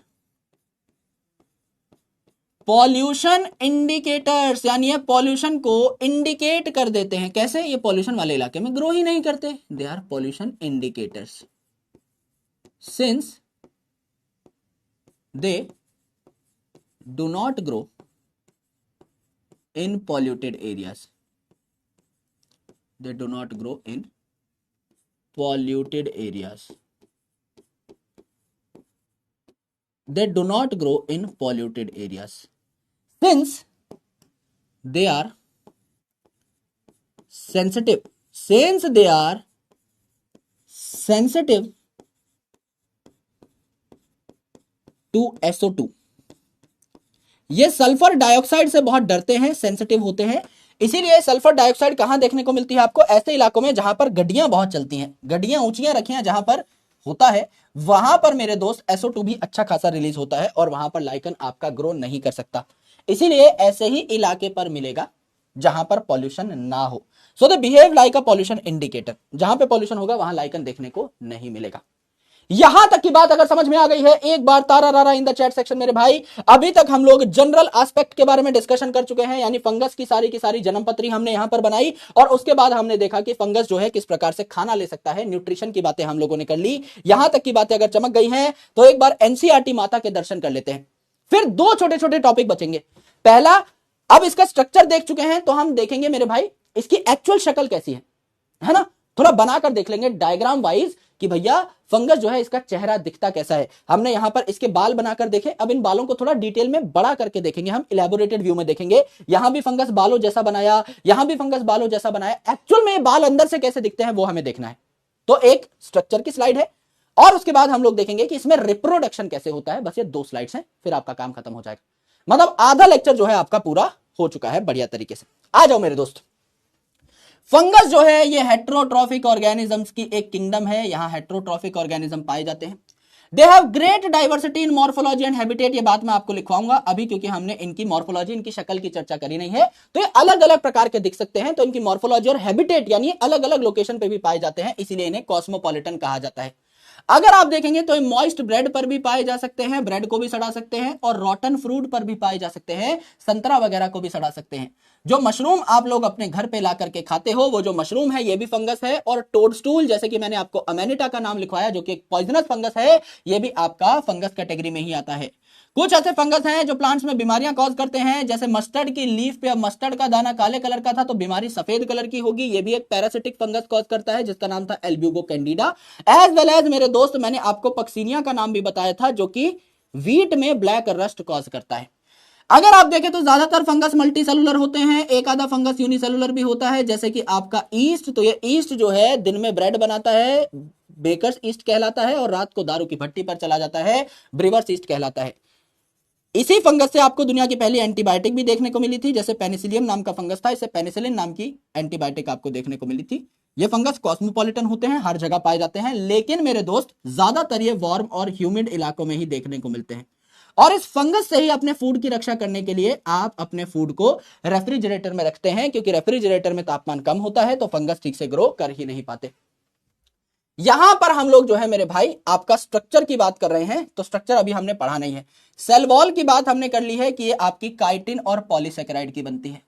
nutrition की चर्चा हमने डिटेल में कर ली है, एक और बार बता देता हूं। फंगस जो है मेरे भाई हेट्रोट्रॉफिक होते हैं, अपना खाना खुद नहीं बना सकते, तो या तो मेरे भाई ये ऑर्गेनिक मैटर पर ग्रो करेंगे, उसको इनऑर्गेनिक मैटर में कन्वर्ट करेंगे, यानी गले सड़े मरे मैटर पर ग्रो करेंगे, तो इन्हें सेप्रोफाइट कहा जाएगा। अगर ये किसी और प्लांट और एनिमल की बॉडी के अंदर ग्रो कर रहे हैं एंड उनमें बीमारी कॉज कर रहे हैं, तो इन्हें पैरासिटिक कहा जाएगा। एंड मेरे दोस्त ये सिम्बायंट्स के तौर पे भी ग्रो कर सकते हैं, यानी अपनी रोटी कमा भी सकते हैं। अगर एल्गी के साथ रहकर कोलैबोरेशन में काम कर रहे हैं तो इन्हें लाइकन कहा, और हायर प्लांट के रूट के साथ अगर रह करके काम कर रहे हैं तो इन्हें माइकोराइजा कहा। इतनी बात हम लोग अच्छे तरीके से समझ चुके हैं। क्वेश्चन देख लेते हैं मेरे भाई, हम लोग कितने क्वेश्चन यहां पर सॉल्व कर सकते हैं। आइए ये वाला सवाल सॉल्व करिए फटाफट। क्वेश्चन नंबर 1 आपकी स्क्रीन के ऊपर है, झटपट सॉल्व कर डालो मेरे भाई, फटाफट सॉल्व कर डालो। पहला सवाल आपकी स्क्रीन के ऊपर, फंगस फिलामेंटस होते हैं, तभी फ्रेगमेंटेशन शो करते हैं, with an exception of fungus which is unicellular. कौन सा फंगस है जो यूनिसेलुलर है? सबसे एक्सेप्शनल केस है मेरे भाई, एल्गी जो है प्लांट है, बैक्टीरिया जो है किंगडम मोनेरा का मेंबर है, लाइकन जो है अलग से कोई ऑर्गेनिज्म नहीं है, ये तो एल्गी और फंगस की एसोसिएशन है। ईस्ट जो है जिसे बेकर्स ईस्ट या ब्रीवर्स ईस्ट कहा जाता है, जो कि ब्रेड बनाने का काम करता है, एज वेल एज शराब की भट्टी पर भी काम करता है, ये जो हमारा दोस्त है ये यूनिसेलुलर है, इसका नाम है ईस्ट। कैसे रिप्रोड्यूस करता है ईस्ट? आपने पढ़ा होगा, ये बडिंग करता है। Budding in hydra and budding in east is very common, बचपन से हम ये एग्जाम्पल पढ़ते आए हैं, तो इसके बारे में चर्चा अभी हम करेंगे भी। ऑलराइट, आइए तो उत्तर क्या हो जाएगा हमारा? मिस्टर सी, मिस्टर चूड़ा Bachchan becomes the right answer. एकदम आसान है, बढ़िया है सवाल, लगभग 91% लोगों ने सही सॉल्व कर दिया है। फंगस जो है इसकी सेल वॉल किस चीज की बनती है? झटपट बताइए, फटफट बताइए मेरे भाई, फंगस की जो सेल वॉल है ये किस चीज की बनती है? गुरुजी काइटिन तो होगा ही, तो लिग्निन एंड सुबरिन ये हमने अलग कर दिया। काइटिन एंड सेल्यूलोज, सेल्यूलोज आपको प्लांट में देखने को मिलता है। काइटिन एंड लिग्निन, लिग्निन की चर्चा करी नहीं है। काइटिन एंड शुगर यानी पॉलीसैकेराइड की बात हो गई थी। Mister Bhura, mister B, one a song baby song like normax sound, deezer max is the right answer. तो उत्तर क्या हो जाता है आपका? मिस्टर बी, मिस्टर 2 हो जाता है। आसानी से आप इसे मार्क कर सकते हो। अभी तक हमने सिर्फ थ्योरेटिकल पॉइंट पढ़े हैं, तो ultimately we can easily mark this up, इसको हम आसानी से मार्क कर सकते हैं। अगला सवाल तब तक पढ़ने की कोशिश करिए, जितने लोगों ने अभी तक ये सवाल सॉल्व कर लिया है वो अगले सवाल पे बढ़ जाइए, उसकी लैंग्वेज को पढ़ने की कोशिश करिए। उत्तर हो जाता है आपका यहां पर क्या? Mister B. 96% यार, कमाल ही कर दिया। अगले सवाल में 45 सेकंड का टाइम दे रहा हूं, फटाफट मार्क कर डालिए। चूज द करेक्ट स्टेटमेंट, सत्य वचन का पता लगाना है। पहली स्टेटमेंट पढ़िए, fungus prefer to grow in warm and humid places. मतलब ग्रो कहीं भी कर सकते हैं, लेकिन प्रेफर टू ग्रो, फेवरेट जगह कौन सी है? Warm condition and humid condition, जिसे वार्म और ह्यूमिड या वार्म और मॉइस्ट या वार्म और डैम्प कुछ भी कह सकते हो, तो ये बात तो करेक्ट लग रही है।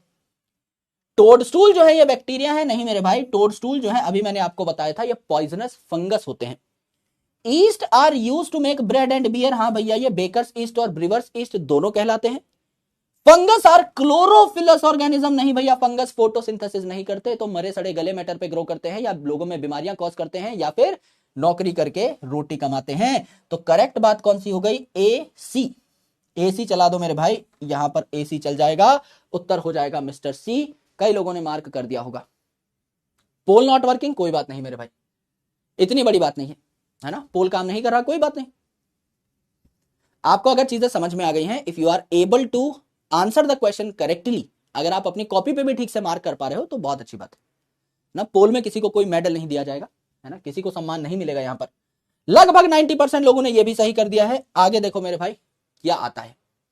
अभी ये स्ट्रक्चर वाला पार्ट हमने पढ़ा नहीं है, ये वाला पार्ट भी हम लोगों ने पढ़ा नहीं है, ये वाला स्पोर वाला पार्ट भी हम लोगों ने पढ़ा नहीं है, ये वाला पार्ट रिप्रोडक्शन का हमने पढ़ा नहीं है, ये भी रिप्रोडक्शन का पार्ट है, ये भी रिप्रोडक्शन का पार्ट है, हमने पढ़ा नहीं है, ये भी आपका स्ट्रक्चर का पार्ट है, हमने पढ़ा नहीं है। तो इतनी ही बातें हम लोग कर लेते हैं, ठीक है। लाइकन के बारे में मैंने आपको पढ़ा दिया है, लाइकन में आपको अच्छे तरीके से रिपीट करके दिखा देता हूं। ये एंड में दिया हुआ है टॉपिक, इस चैप्टर के एंड में। अब क्योंकि आज मैं फंगस पढ़ा रहा था, मैंने सोचा लाइकन साथ साथ खत्म कर देते हैं।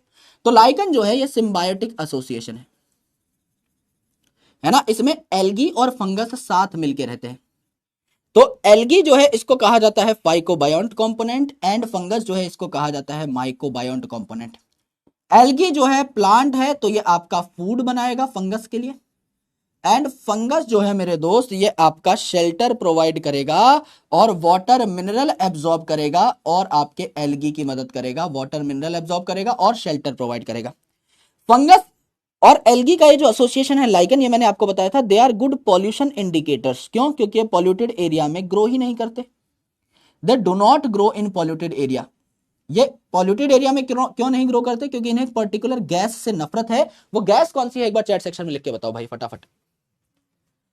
इनको एक पर्टिकुलर गैस से नफरत है, ये उस गैस से इतनी नफरत करते हैं कि उस गैस के सामने ग्रो ही नहीं करना चाहते। बताओ मेरे भाई वो गैस कौन सी थी? झटपट एक बार चैट सेक्शन को भर डालो, कौन सी थी वो gas? Sir it is SO2, sulphur dioxide. बहुत बढ़िया, वेरी गुड। किसी ने SO3 लिख दिया है गलती से, इट इज SO2, है ना।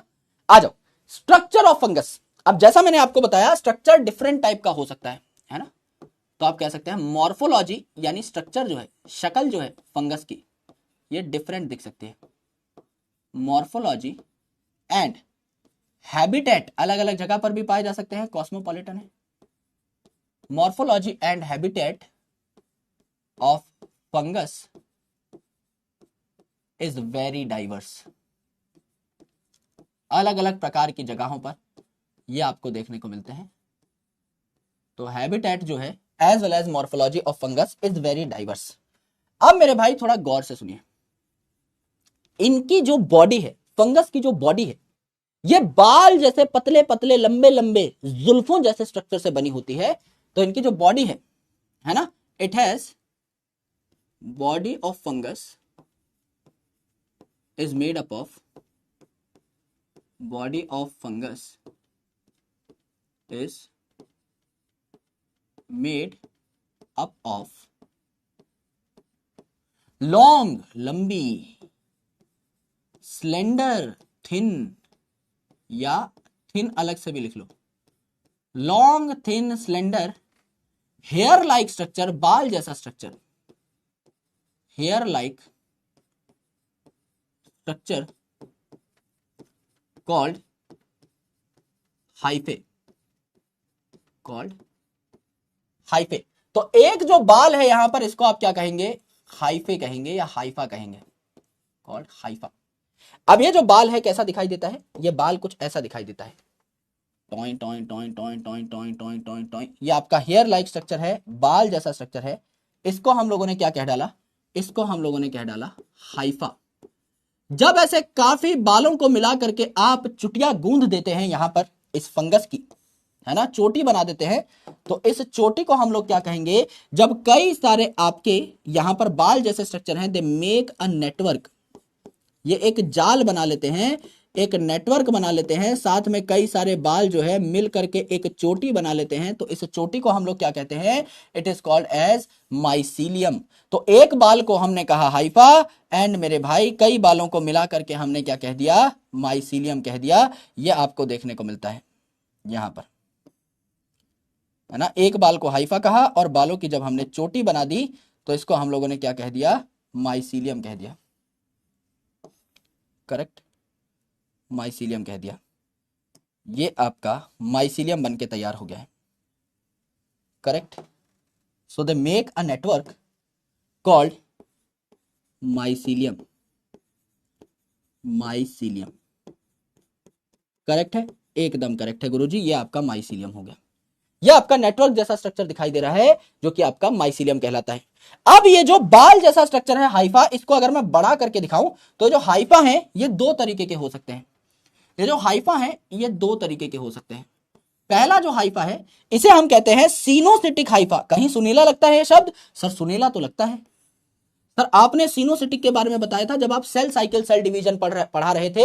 आपने बताया था फंगस जो है इनमें भी मल्टी न्यूक्लिएटेड कंडीशन पाई जा सकती है। यहां पर भी एक ही ट्यूब जैसे स्ट्रक्चर में मल्टीपल न्यूक्लियस देखने को मिलते हैं। इसे हम सिनोसिटिक कंडीशन कहते हैं। तो ये जो हाइफा आपका बना है इसे हम क्या कहेंगे? इसे हम कहेंगे सिनोसिटिक हाइफा। इसे हम कहेंगे सिनोसिटिक हाइफा। और ये जो सिनोसिटिक हाइफा है, ये सिनोसिटिक हाइफा बना क्यों? क्योंकि मेरे भाई यहां पर ये जो कंपार्टमेंट है ये एब्सेंट है।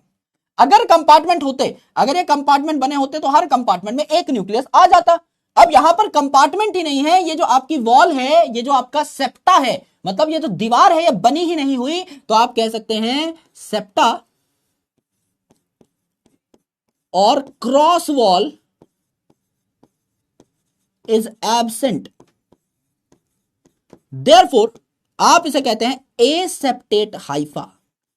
एसेप्टेट, ए का मतलब एब्सेंट, सेप्टा शब्द यहां पर आ रहा है, एब्सेंट है सेप्टा, तो इसे एसेप्टेट हाइफे कहते हैं।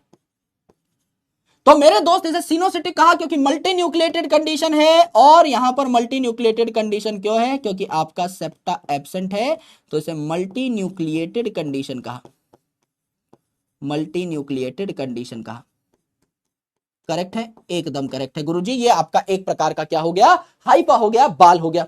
दूसरा जो बाल है, बाल कलाकार जो है वो यहां पर बना लेते हैं। दूसरा जो बाल है ये कुछ ऐसा दिखाई देगा, toy toy toy toy toy toy toy toy toy toy toy toy. Video game जैसी आवाज आ रही है ना? जो लोग खुले माइक से देख रहे होंगे उनके पेरेंट्स सोच रहे होंगे भैया बच्चा वीडियो गेम खेल रहा है। कॉन्ट्रा क्या आवाज आ रही है? टॉय टॉय पॉय पॉय। आओ मेरे भाई, यहां पर सेप्टा प्रेजेंट है, क्रॉस वॉल प्रेजेंट है, सेप्टा प्रेजेंट है, तो इसे कहा जाता है सेप्टेट हाइफा। Septate Haifa.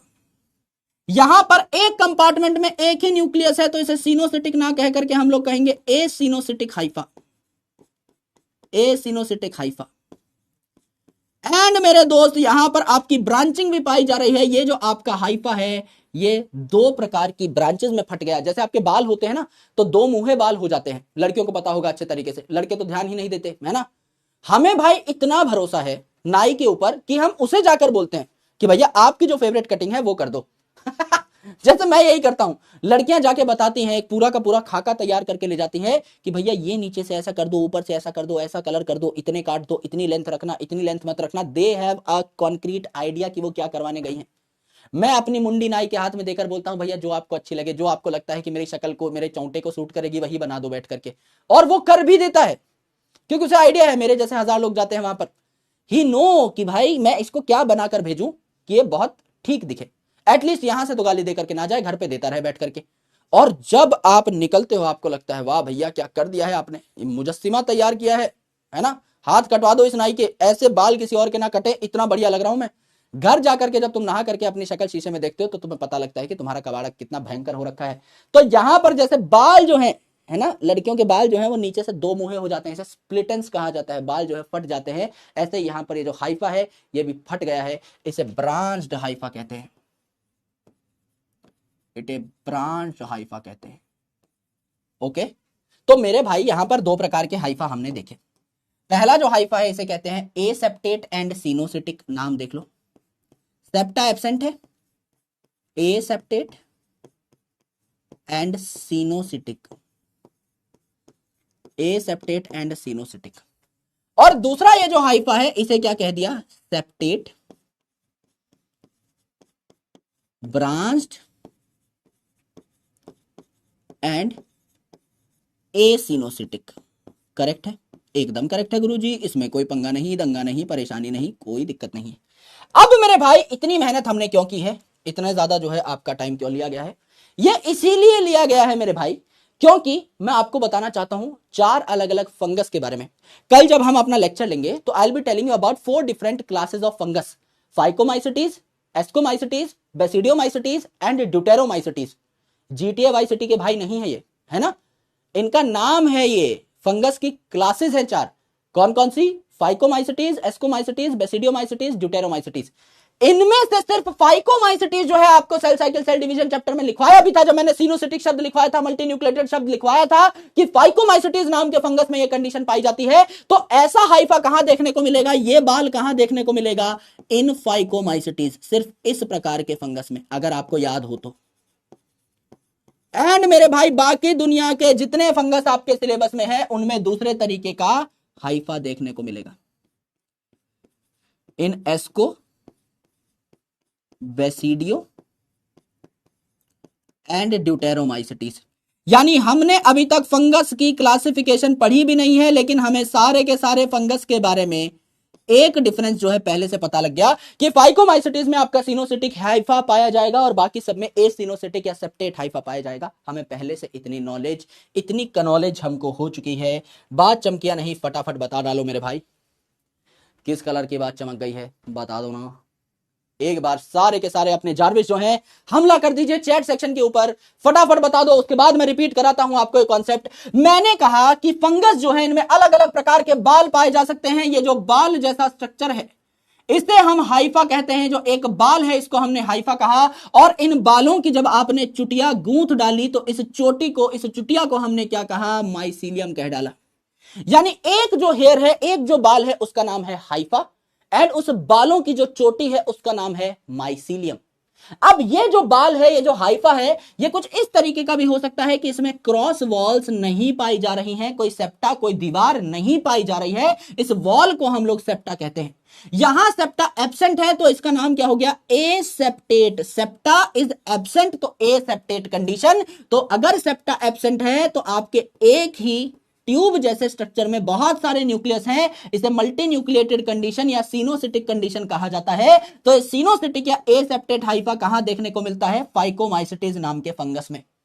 और आपके कुछ बाल, कुछ हाइफा ऐसे हो सकते हैं जो कि ब्रांच्ड हो, जहां सेप्टा पाए जा रहे हो तो ये सेप्टेट हो। और अगर आपका सेप्टा पाया जा रहा है तो एक कंपार्टमेंट में एक ही न्यूक्लियस होगा, सिनोसिटिक कंडीशन नहीं पाई जाएगी, तो इसे एसिनोसिटिक कंडीशन कहते हैं कि सिनोसिटिक कंडीशन यहां एब्सेंट है, सेप्टा यहां पाया जा रहा है, ब्रांच कंडीशन पाई जा रही है। एस्को, बेसिडियो और ड्यूटेरोमाइसिटीज में यह कंडीशन देखने को मिलती है। तो सिर्फ फाइकोमाइसिटीज में आपको सिनोसिटिक कंडीशन देखने को मिली, बाकी जितने फंगस हैं उनमें आपको एसिनोसिटिक कंडीशन देखने को मिलेगी। कल हम क्लासिफिकेशन पढ़ेंगे तो पॉइंट डिटेल में आपका रिपीट होगा, तो टेंशन लेने की जरूरत नहीं है। ठीक है मेरे भाई, क्या इसी बात को हम लोग एनसीईआरटी से पढ़ के भी तुनिक तुनिक कर सकते हैं? कर सकते हैं गुरुजी। आओ मेरे भाई, यह बात पूरी हो चुकी है।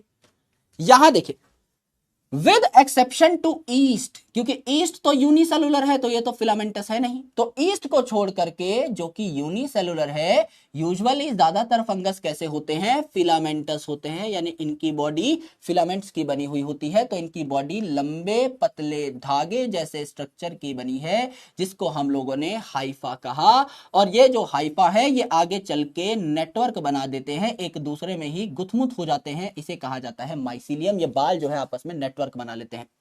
अब मेरे भाई कुछ हाइफा ऐसे होते हैं जो कंटिन्यूअस होते हैं, जिनमें बीच में कोई दीवार नहीं होती, तो ये मल्टी न्यूक्लिएटेड या सिनोसिटिक हाइफा कहलाते हैं।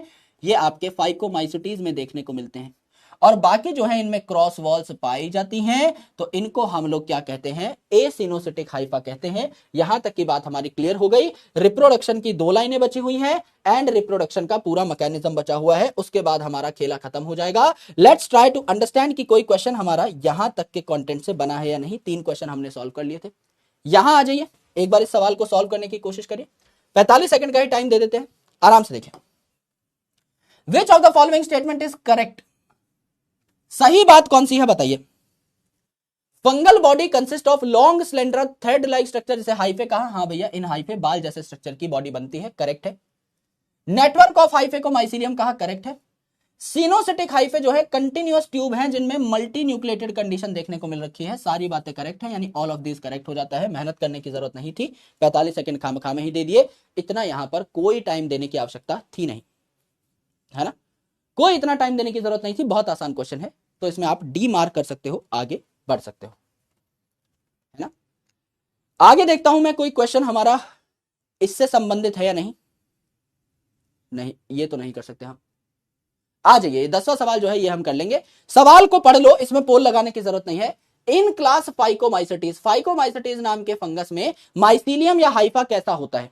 भाई मैंने आपको बताया था इकलौता ऐसा क्लास है फंगस का जिसमें मल्टी न्यूक्लिएटेड कंडीशन पाई जाती है, यानी सीनोसिटिक कंडीशन पाई जाएगी।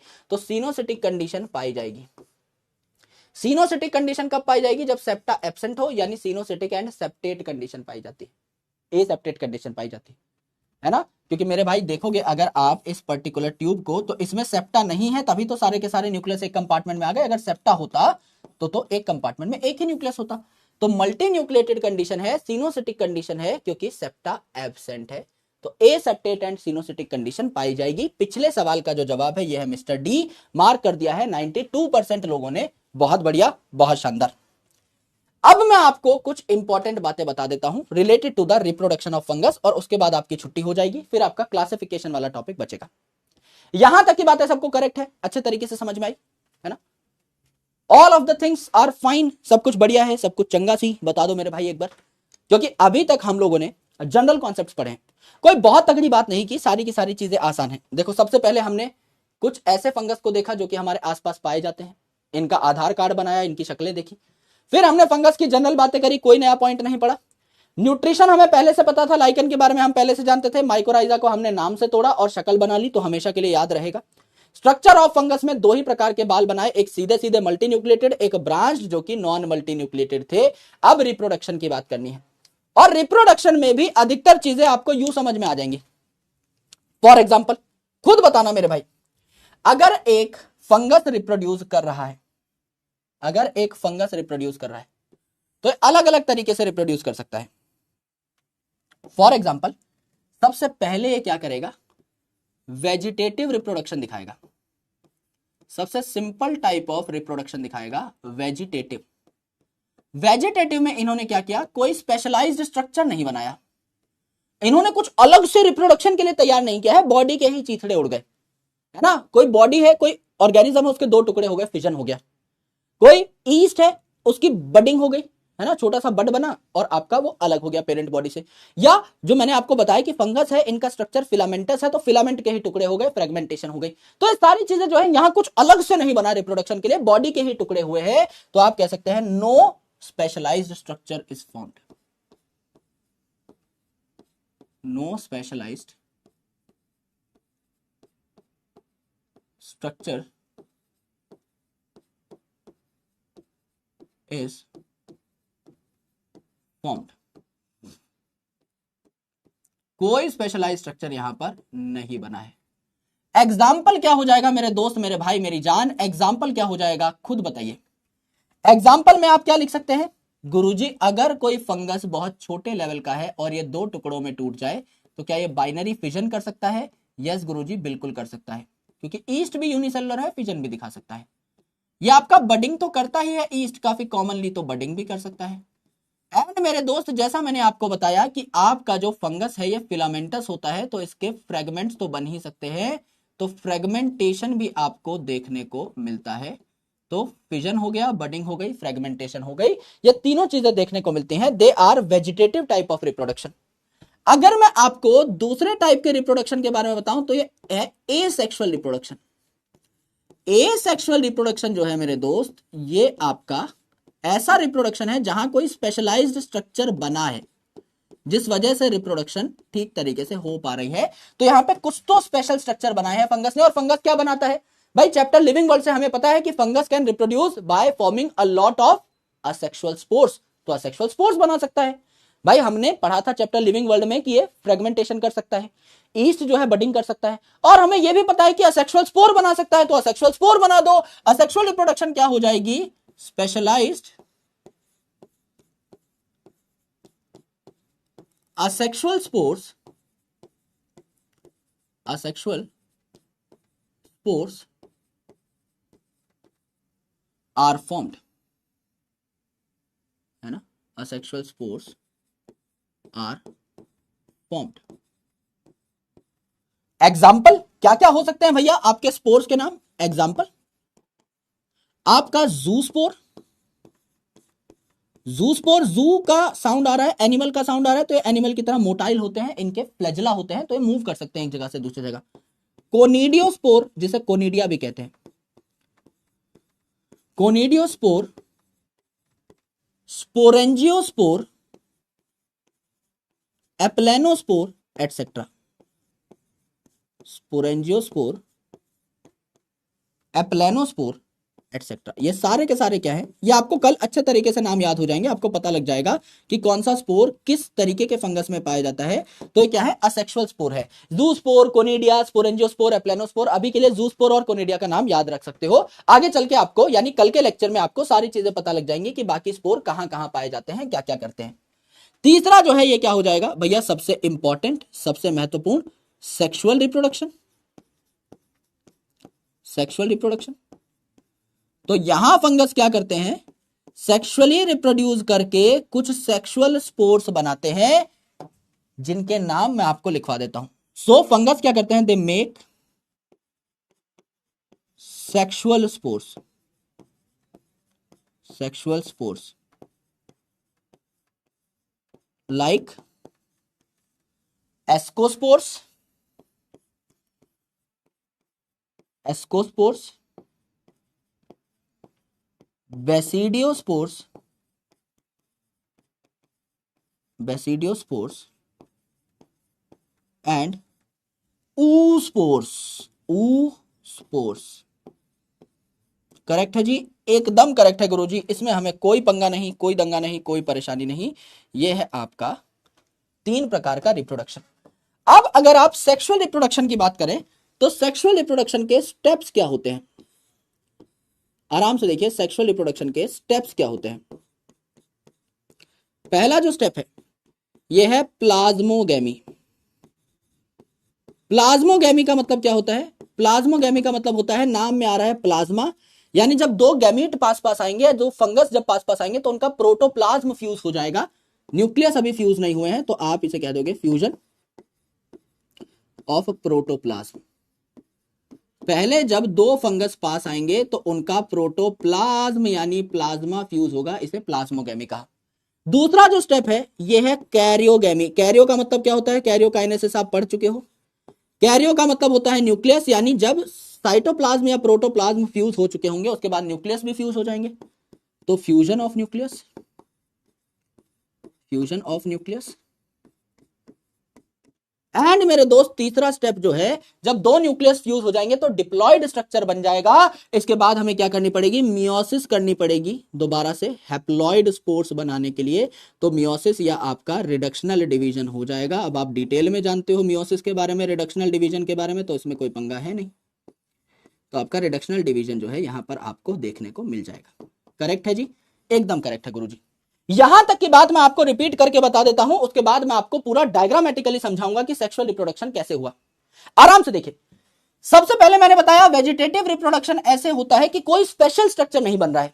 फॉर एग्जाम्पल, मैं एक फंगस हूं, मैंने अपनी बॉडी का छोटा सा पार्ट तोड़ा और वो पार्ट टूट करके नया फंगस बनाने लगा, राइट। तो अगर मैं एक फंगस हूं, मेरे दो टुकड़े हो जाएं तो बाइनरी फिजन। अगर एक छोटा सा बड निकला, एक छोटी सी ग्रोथ हो गई मेरी बॉडी में और वो नया फंगस बना बैठे तो बडिंग। और फ्रेगमेंटेशन मतलब मेरे ही छोटे छोटे टुकड़े नए नए फंगस बनाने लगे, सो दैट इज फ्रेगमेंटेशन। तो सारे वेजिटेटिव रिप्रोडक्शन के पार्ट हैं, fission, budding and fragmentation. Asexual reproduction में हमने क्या किया? थोड़ी मेहनत करी, कुछ स्पेशल स्ट्रक्चर बनाए सिर्फ रिप्रोडक्शन के काम को कराने के लिए, जैसे एप्लेनोस्पोर बनाए, जूस्पोर बनाए, कोनिडियोस्पोर बनाए। ये सारी चीजें जो हैं यहां पर बनी, इसे हम असेक्सुअल रिप्रोडक्शन कहते हैं। सेक्सुअल रिप्रोडक्शन में हमने सेक्सुअल स्पोर बनाए मेरे भाई, जैसे एस्कोस्पोर, बेसिडियोस्पोर, ऊस्पोर। और सेक्सुअल रिप्रोडक्शन में होता क्या क्या है? सबसे पहले दो फंगस पास में आए, उनका प्लाज्मा फ्यूज हुआ, फिर न्यूक्लियस फ्यूज हुआ और फिर मियोसिस हुई। इसी चीज को मैं थोड़ा डिटेल में समझाता हूं मेरे भाई, इसी चीज को मैं थोड़ा सा डिटेल में समझाता हूं। आराम से सुनना भाई, बहुत मजा आ जाएगा। आराम से सुनना। मैं सेक्सुअल रिप्रोडक्शन का पहला स्टेप आपको बता देता हूं। यहां पर क्या हुआ? एक फंगस है, एक फंगस है, ये आपके फंगस का बाल जैसा स्ट्रक्चर है, जिसको हमने क्या कह डाला? हाइफे कह डाला। ये एक फंगस है। यहां भी जो है आपका एक और फंगस है, इसको हम लोगों ने यहां बना लिया, ठीक है। अच्छा, इसको मुझे ऊपर करना पड़ेगा, थोड़ा सा मैं आपसे टाइम की मांग करूंगा। यहां पर हमने एक फंगस बनाया, यहां पे हमने दूसरा फंगस बनाया, ये दो फंगस के हाइफे हैं। अब मैंने कह दिया ये जो फंगस हैं दोनों के दोनों, दे आर डिफरेंट स्ट्रेन्स, यानी they are genetically different, they are genetically different. आप क्या चाहते हो, आपके होने वाले बच्चे भोंदू हों या इंटेलिजेंट हों?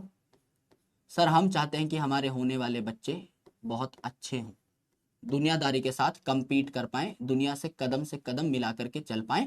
तो आप भी चाहते हो कि आप सेक्सुअली रिप्रोड्यूस करो, एंड मेरे दोस्त आपके जो बच्चे हैं उनमें भी जेनेटिक वेरिएशंस आए, वो भोंदू ना रह जाए। इसीलिए मेरे दोस्त यहां पर जो फंगस है ये भी जेनेटिकली डिफरेंट लिए हमने, डिफरेंट स्ट्रेन्स लिए, इनको हमने प्लस और माइनस लिख दिया, ये बताने के लिए कि डिफरेंट है। प्लस माइनस लिख दो, ए बी लिख दो, 1 2 लिख दो, छोटा ए छोटा बी लिख दो, जो आपका मर्जी है वो लिख दो, ये दिखाने के लिए कि ये डिफरेंट स्ट्रेन है। तो मैंने इनको अलग से कलर भी कर दिया और बेसिकली यहां पर इनमें लिख भी दिया प्लस माइनस, जिससे पता लगता है कि they are different strains, they are different strains, थोड़े थोड़े डिफरेंट है, ये डिफरेंट टाइप के फंगस है, जेनेटिकली थोड़े थोड़े डिफरेंट है। अब जब ये फंगस साथ में आएंगे, पास में आएंगे, तो इनका मिलन हो जाएगा। अगर आप देखें तो सबसे पहले किसका मिलन होगा मेरे दोस्त, क्या इनके प्रोटोप्लाज्म का मिलन हो जाएगा? यस गुरुजी, इनके प्रोटोप्लाज्म का मिलन हो जाएगा। इसे हम क्या कहते हैं, प्लाज्मोगेमी कहते हैं, है ना। नया बोर्ड है भाई, पेन ही हाथ में नहीं आ रहा है ना। प्लाज्मोगेमी, राइटिंग और खराब हो जाती है स्टूडियो से क्लास लेने में। प्लाज्मोगेमी इसे कहा जाता है, यानी फ्यूजन ऑफ प्रोटोप्लाज्म। तो ये जो आपका यहां पर दिखाई दे रहा है फंगस का टुकड़ा, इसने अपना प्रोटोप्लाज्म बढ़ा दिया किसकी ओर, दूसरे फंगस की ओर। और ये जो दूसरा फंगस है इसने भी अपना प्रोटोप्लाज्म फ्यूज कर दिया, बढ़ा दिया पहले फंगस की ओर। करेक्ट, एकदम करेक्ट है गुरुजी। लेकिन इन दोनों का न्यूक्लियस अभी फ्यूज नहीं किया है, इसका न्यूक्लियस भी अभी सेपरेट पड़ा हुआ है और इसका न्यूक्लियस भी सेपरेट पड़ा हुआ है।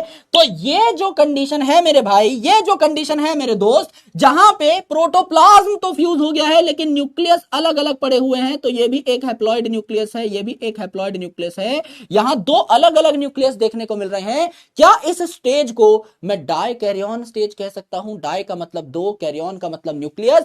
क्या मैं इस पर्टिकुलर स्टेज को डाई कैरियन स्टेज कह सकता हूं? सर आप इसे डाई कैरियन स्टेज या डाई कैरियोटिक स्टेज या डाई कैरियोफेज कह सकते हो, या डाई कैरियोफेज कह सकते हो। करेक्ट, डाई का मतलब हो गया दो, कैरियो का मतलब हो गया न्यूक्लियस। तो यहां पर दो न्यूक्लियस मुझे देखने को मिल रहे हैं अलग अलग, क्योंकि अभी ये फ्यूज नहीं किए हैं। So this is dikaryophase. And ये सबसे ज्यादा कहां देखने को मिलता है, एस्को एंड बेसिडियोमाइसिटीज में। यानी मुझे बाकी सारे फंगस के बारे में एक एक पॉइंट और पता लग गया। मैंने आपको सबसे पहले बताया था मेरे दोस्त कि जब आप अलग अलग फंगस की कल को शक्ल देखेंगे तो मैं आपको बताऊंगा कि सिर्फ फाइकोमाइसिटीज जो है इसमें सिनोसिटिक हाइफा पाया जाता है, बाकी सब में नॉन सिनोसिटिक हाइफा पाया जाता है। तो सारे फंगस के बारे में हमें एक एक पॉइंट पता लग गया। फाइकोमाइसिटीज के बारे में कोई पूछेगा आप कहेंगे सिनोसिटिक हाइफे।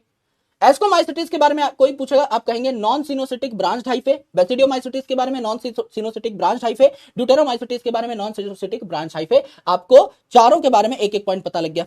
सिमिलरली यहां पर भी आपको पता लग गया एस्को और बेसिडियो में आप डायकैरियोटिक स्टेज का नाम लोगे, बाकियों में यानी फाइकोमाइसिटीज में एज वेल एज ड्यूटेरोमाइसिटीज में आप ये नाम नहीं लोगे।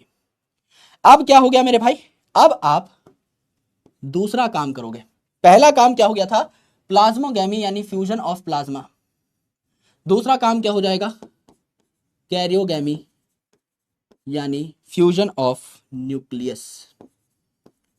कैरियोगेमी यानी फ्यूजन ऑफ न्यूक्लियस, है ना। थोड़ा सा भद्दा लग रहा है, इसको मिटा देते हैं।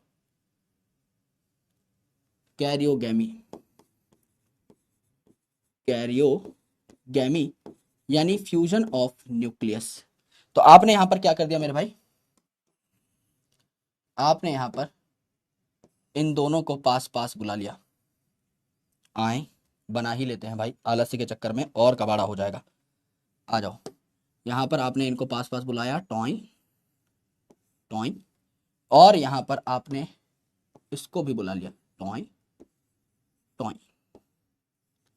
करेक्ट, इन दोनों ने मिलाकर एक न्यूक्लियस बना लिया है, दोनों एक हो चुके हैं। तो अब दो हैप्लॉइड न्यूक्लियस मिल चुके हैं, तो ये जो इकलौता न्यूक्लियस है कैसा हो जाएगा, डिप्लॉइड हो जाएगा, डिप्लॉइड हो जाएगा।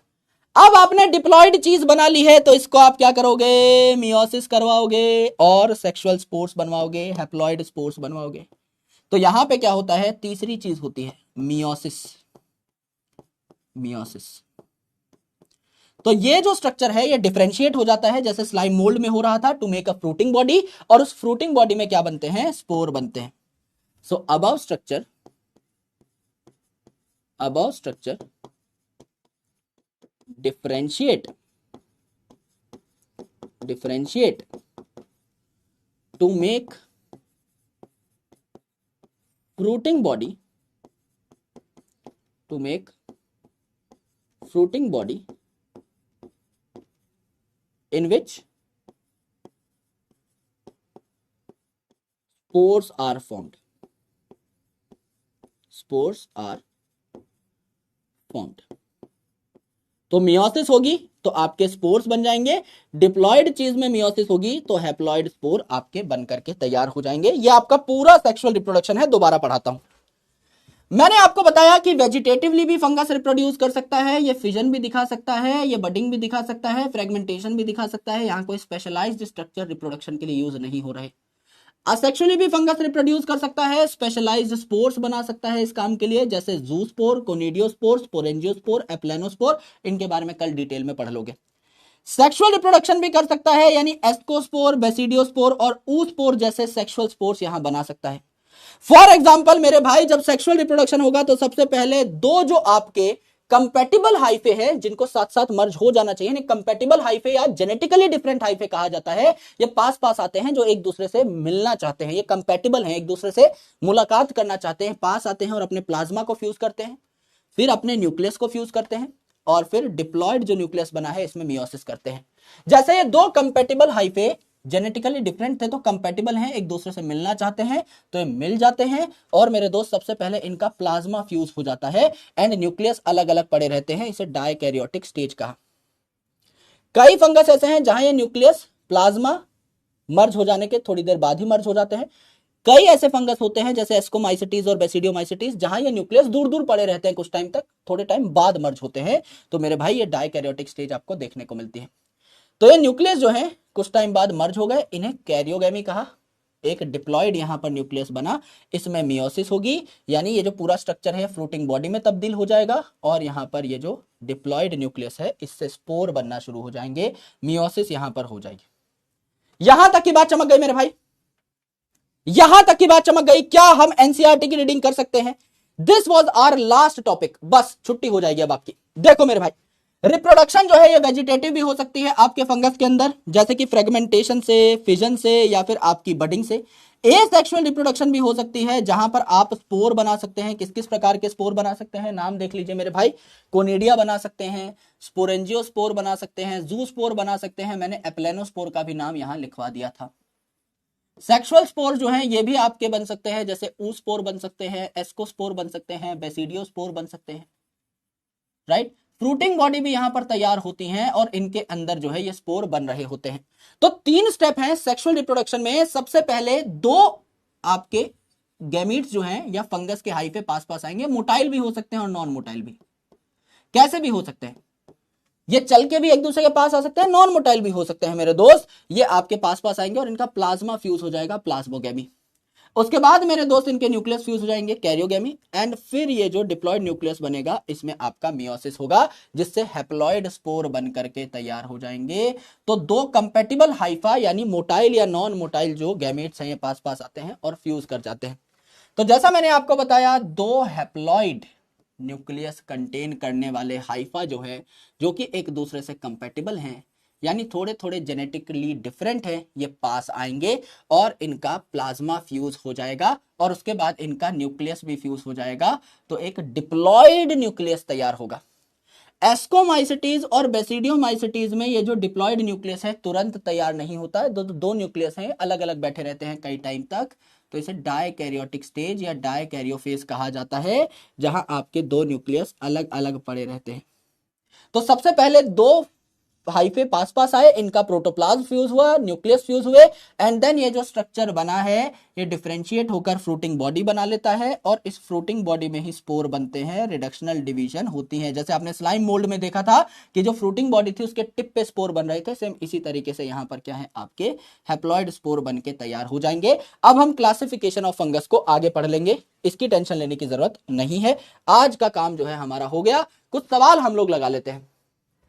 यह सवाल अभी आप कर नहीं पाओगे क्योंकि क्लासिफिकेशन का है ना, 3 लाइन का ही क्लासिफिकेशन है, पर कोई बात नहीं, इसको कल कर लेंगे। क्वेश्चन नंबर 6 जो है इसको कर डालिए। 30 सेकेंड टाइम है आपके पास, निकालो भाई, जवाब निकालो। Which pair of spore represents asexual spores? Asexual spore कौन है भैया इनमें से, फटाफट बताइए। 4 नाम बताए हैं आज, जूस्पोर, कोनिडियोस्पोर, एप्लेनोस्पोर, स्पोरेंजियोस्पोर, उनमें से ढूंढ लो। कोनिडियोस्पोर और ऊस्पोर, ऊस्पोर जो है ये आपका ऊस्पोर, एस्कोस्पोर, बेसिडियोस्पोर सेक्सुअल स्पोर थे, हमें असेक्सुअल स्पोर बताने हैं। बेसिडियोस्पोर जो है अगेन आपका सेक्सुअल स्पोर था। स्पोरेंजियोस्पोर और कोनिडिया दोनों असेक्सुअल थे।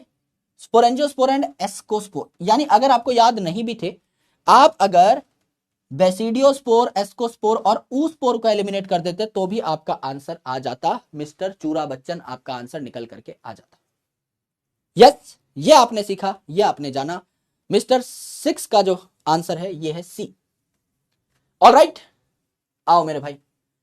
ओहो ओहो हो, इश्क तेरा तड़पावे हो गया भाई। ये तो 20 इतने लोगों ने कैसे मार किया है। जूस्पोर और बेसिडियोस्पोर, मेरे भाई बेसिडियोमाइसिटीज में बेसिडियोस्पोर बनते हैं एस सेक्सुअल स्पोर, एस्कोमाइसिटीज में एस्कोस्पोर बनते हैं। ऊस्पोर जो है ये मैं आपको कल बताऊंगा फाइकोमाइसिटीज के अंदर। तो ये 3 ही तो नाम बताए थे सेक्सुअल में, अगर असेक्सुअल नहीं पता तो तीनों ये एलिमिनेट कर देते तो भी आंसर निकल जाता है ना। आ जाओ, 7वां जो है इसमें आपसे स्टेप्स पूछ लिए हैं सेक्सुअल रिप्रोडक्शन के इन फंगस। सीधा सीधा सवाल है, सीधा सीधा जवाब है, पूछा जाता है पेपर में। इनमें से कौन सी आपकी कंडीशन है जो कि करेक्ट है, ये फटाफट मार्क कर दो मेरे भाई। कौन सा सीक्वेंस है विच इज करेक्ट? सबसे पहले 2 जो आपके हाइफे हैं, कंपेटिबल हाइफे, मोटाइल या नॉन मोटाइल जो आपके गैमीट्स हैं, ये पास पास आएंगे। उसके बाद मेरे भाई प्लाज्मोगैमी होगी। माइटोसिस हम लोगों ने नहीं पढ़ा, ये बात गलत हो जाएगी। प्लाज्मोगैमी के बाद कैरियोगैमी, फिर माइटोसिस हम लोगों ने नहीं पढ़ा, मियोसिस पढ़ा है डिप्लॉयड सेल में। प्लाज्मोगैमी के जस्ट बाद मियोसिस नहीं होती, plasmogamy, karyogamy and meiosis, this becomes your right answer. कई बच्चे माइटोसिस में फंसेंगे ऑप्शन बी में, मुझे लग रहा है काफी स्टूडेंट्स गलत करेंगे क्योंकि माइटोसिस मियोसिस जो है एक जैसे हैं। अब आपको जल्दी मार्क करने का शौक है तो यहां पर जो है कबाड़ा हो जाएगा। केले का छिलका रखा है, कई लोगों के पैर फिसल जाएंगे। भूरा बच्चन आपका फेवरेट है ही, तो मिस्टर बी आप मार्क कर दोगे डी की जगह। लगभग 76%, देखो 17% सबसे ज्यादा वहीं फिसले हो, क्योंकि प्लाज्मोगैमी, कैरियोगैमी, मियोसिस सीधा दिमाग में छपा हुआ है। अब मियोसिस की स्पेलिंग तो देख लो मेरे भाई, वो माइटोसिस है ना कि meiosis. Plasmogamy, karyogamy, meiosis, this is your right answer. आ जाओ मेरे भाई। Plasmogamy is the fusion of, plasmogamy किस चीज का फ्यूजन है? 2 haploid cell including their nuclei. आराम से पढ़ना, क्या न्यूक्लियाई भी फ्यूज कर रहे हैं? जब 2 हैप्लॉइड सेल फ्यूज कर जाए, न्यूक्लियाई भी फ्यूज कर जाए, भाई न्यूक्लियाई का फ्यूजन तो कैरियोगैमी है, हम प्लाज्मोगैमी पूछा हुआ है। 2 haploid cells without nuclear fusion, हाँ 2 हैप्लॉइड सेल जो है उनका प्रोटोप्लाज्म फ्यूज कर गया है without nuclear fusion. Sperm and egg ये शब्द हमने आज पढ़े ही नहीं। स्पर्म एंड 2 पोलर न्यूक्लियाई ये शब्द हमने आज पढ़े ही नहीं। ये 12th में आते हैं पोलर न्यूक्लियाई, जब हम बात कर रहे होते हैं आपके sexual reproduction in flowering plants की। मेरे दोस्त अभी के लिए आपको बस ये बताना था कि plasmogamy is the fusion of plasma, not nuclei. तो यहां न्यूक्लियस फ्यूज होने की बात हो रही है ऑप्शन ए में, और ऑप्शन बी में कहा गया कि न्यूक्लियर फ्यूज नहीं हो रहे हैं, and that becomes your right answer. तो उत्तर अब यहां पर मिस्टर बी, मिस्टर भूरा आ जाता है। अच्छा सवाल था, हो सकता है आपको नीट के पेपर में ऐसा सवाल मिलता जुलता सा देखने को मिल जाए। लगभग 85% यार, कमाल कर दिया भाई, बहुत बढ़िया, वेल डन। अच्छा आ जाओ मेरे भाई, डाइकैरियन कब बनता है, यानी 2 हैप्लॉइड न्यूक्लियस आपको फंगस में कब देखने को मिलते हैं? When is dikaryon seen? Dikaryon is formed when, है ना, आराम से देखिए। मियोसिस इज अरेस्टेड जब मियोसिस ना हो। भाई मियोसिस से पहले ही डाइकैरियन बन गया था, जब प्लाज्मोगैमी हुई तो डाइकैरियन बन गए थे कैरियोगैमी से पहले, तो मियोसिस तो बहुत बाद की बात है। The 2 haploid nuclei do not fuse immediately. जो आपके फंगस के हाइफे हैं, इनके न्यूक्लियाई एकदम से फ्यूज ना करें, अलग अलग बैठे रहे, तो आपको दोनों न्यूक्लियस अलग देखने को मिलेंगे। इसे ही डाइकैरियन यानी 2 न्यूक्लिएटेड वाली स्टेज कहा। साइटोप्लाज्म डज नॉट फ्यूज, फर्क ही नहीं पड़ता। साइटोप्लाज्म तो आपका कैरियोगैमी से पहले फ्यूज होगा ना, साइटोप्लाज्म अगर फ्यूज नहीं हुआ है तो इसे फेलियर ऑफ प्लाज्मोगैमी कहेंगे, ना कि karyogamy. Nucleus are fuse, nucleus अगर फ्यूज हो गए तो डाइकैरियन कैसे बनेगा? आपसे पूछा डाइकैरियन बनता कैसे है। अगर न्यूक्लियस फ्यूज हो गए तो दो अलग अलग न्यूक्लियस थोड़ी देखने को मिलेंगे, फ्यूज होकर एक ही हो गया, डाइकैरियन तो बन ही नहीं पाया। तो आंसर क्या हो गया मिस्टर? बी हो गया, मिस्टर भूरा हो गया। ये आपका आंसर हो जाता है 77%। अमेजिंग भाई, मजा ही आ गया, वेल डन, बहुत अच्छा किया, वेरी गुड। आइए दोस्त, लीडर बोर्ड दिखा देता हूं। रेहान, गोलगप्पा सिंह, मुनाजर, मंजूर, फरहान, कुशाल, निखिल, धैर्य, doctor Piyush, Rashi and Saurabh are in top ranks. Many many congratulations to all of you. अब हम लोग जो है घर को पहुंचने के लिए यहां से निकलेंगे। अब हम इस लेक्चर को विराम देंगे। आपके लिए एक छोटी सी इंफॉर्मेशन है कि रियल टेस्ट सीरीज जो है ये लाइव हो चुकी है, लॉन्च हो चुकी है फॉर अर्जुना बैच स्टूडेंट्स। तो यहां पर आपको जैसे एनटीए पेपर कंडक्ट कराता है सेम उसी प्रकार के पेपर देखने को मिलते हैं। यानी जैसे एनटीए के सेंटर्स पे टेस्ट हो रहे होते हैं वैसे ही रियल एग्जाम सेंटर पे आप जाके अपना टेस्ट दे सकते हैं। तो आपको यहां पर 11th क्लास के टोटल 17 टेस्ट देखने को मिलते हैं, जिसमें से 10 ऑनलाइन होंगे, आप घर पे बैठ करके अटेम्प्ट कर सकते हैं जहां आपको ऑल इंडिया रैंक मिलेगी, एंड 7 जो है ये आपके ऑफलाइन होंगे। अगर आपको कोई भी इंफॉर्मेशन चाहिए तो आप इस क्यूआर को स्कैन कर सकते हैं और इंफॉर्मेशन ले सकते हैं। 250 से भी ज्यादा शहरों में ये टेस्ट जो है अवेलेबल है। ऑल इंडिया रैंकिंग आपको मिलेगी, पेपर का डिस्कशन होगा, एंड एकदम रियल एग्जाम सेंटर पे जाके आपका एडमिट कार्ड भी सेम आएगा। आप उस प्रेशर को ऑलरेडी कोप अप कर चुके होंगे, आप एक एग्जाम दे चुके होंगे। ये हमारे डिस्कशन है, ठीक है। जैसे ही आप क्यूआर को स्कैन करेंगे आपको सारी इंफॉर्मेशन मिल जाएगी, ठीक है। आ जाओ। आयुध भाई से आज बात हुई थी, ही इज डूइंग फाइन। कल सुबह उनको डिस्चार्ज कर दिया जाएगा, तो शायद आपको बहुत जल्दी जो है बैच में दिखाई देंगे। अब देखिए, मुझे कल का आइडिया नहीं है कि कल किन किन की क्लास है, आई एम नॉट वेरी अवेयर। मैं एक बार टीम से बात करूंगा, अगर कल पहले से किन्हीं टीचर्स की क्लास लगी होगी तो बहुत अच्छी बात है, अगर नहीं लगी होगी तो I will take the class. अगर लगी होगी तो हमारे पास कोई और ऑप्शन नहीं है, 8 बजे के बाद मैं क्लास नहीं ले सकता क्योंकि अच्छा नहीं रहेगा आपके लिए इतना लॉन्ग रन में पढ़ाई करना। तो या तो हम संडे को क्लास ले लेंगे या फिर अगले वीक जो है अपनी क्लास कर लेंगे हम लोग, कोई दिक्कत नहीं है ना।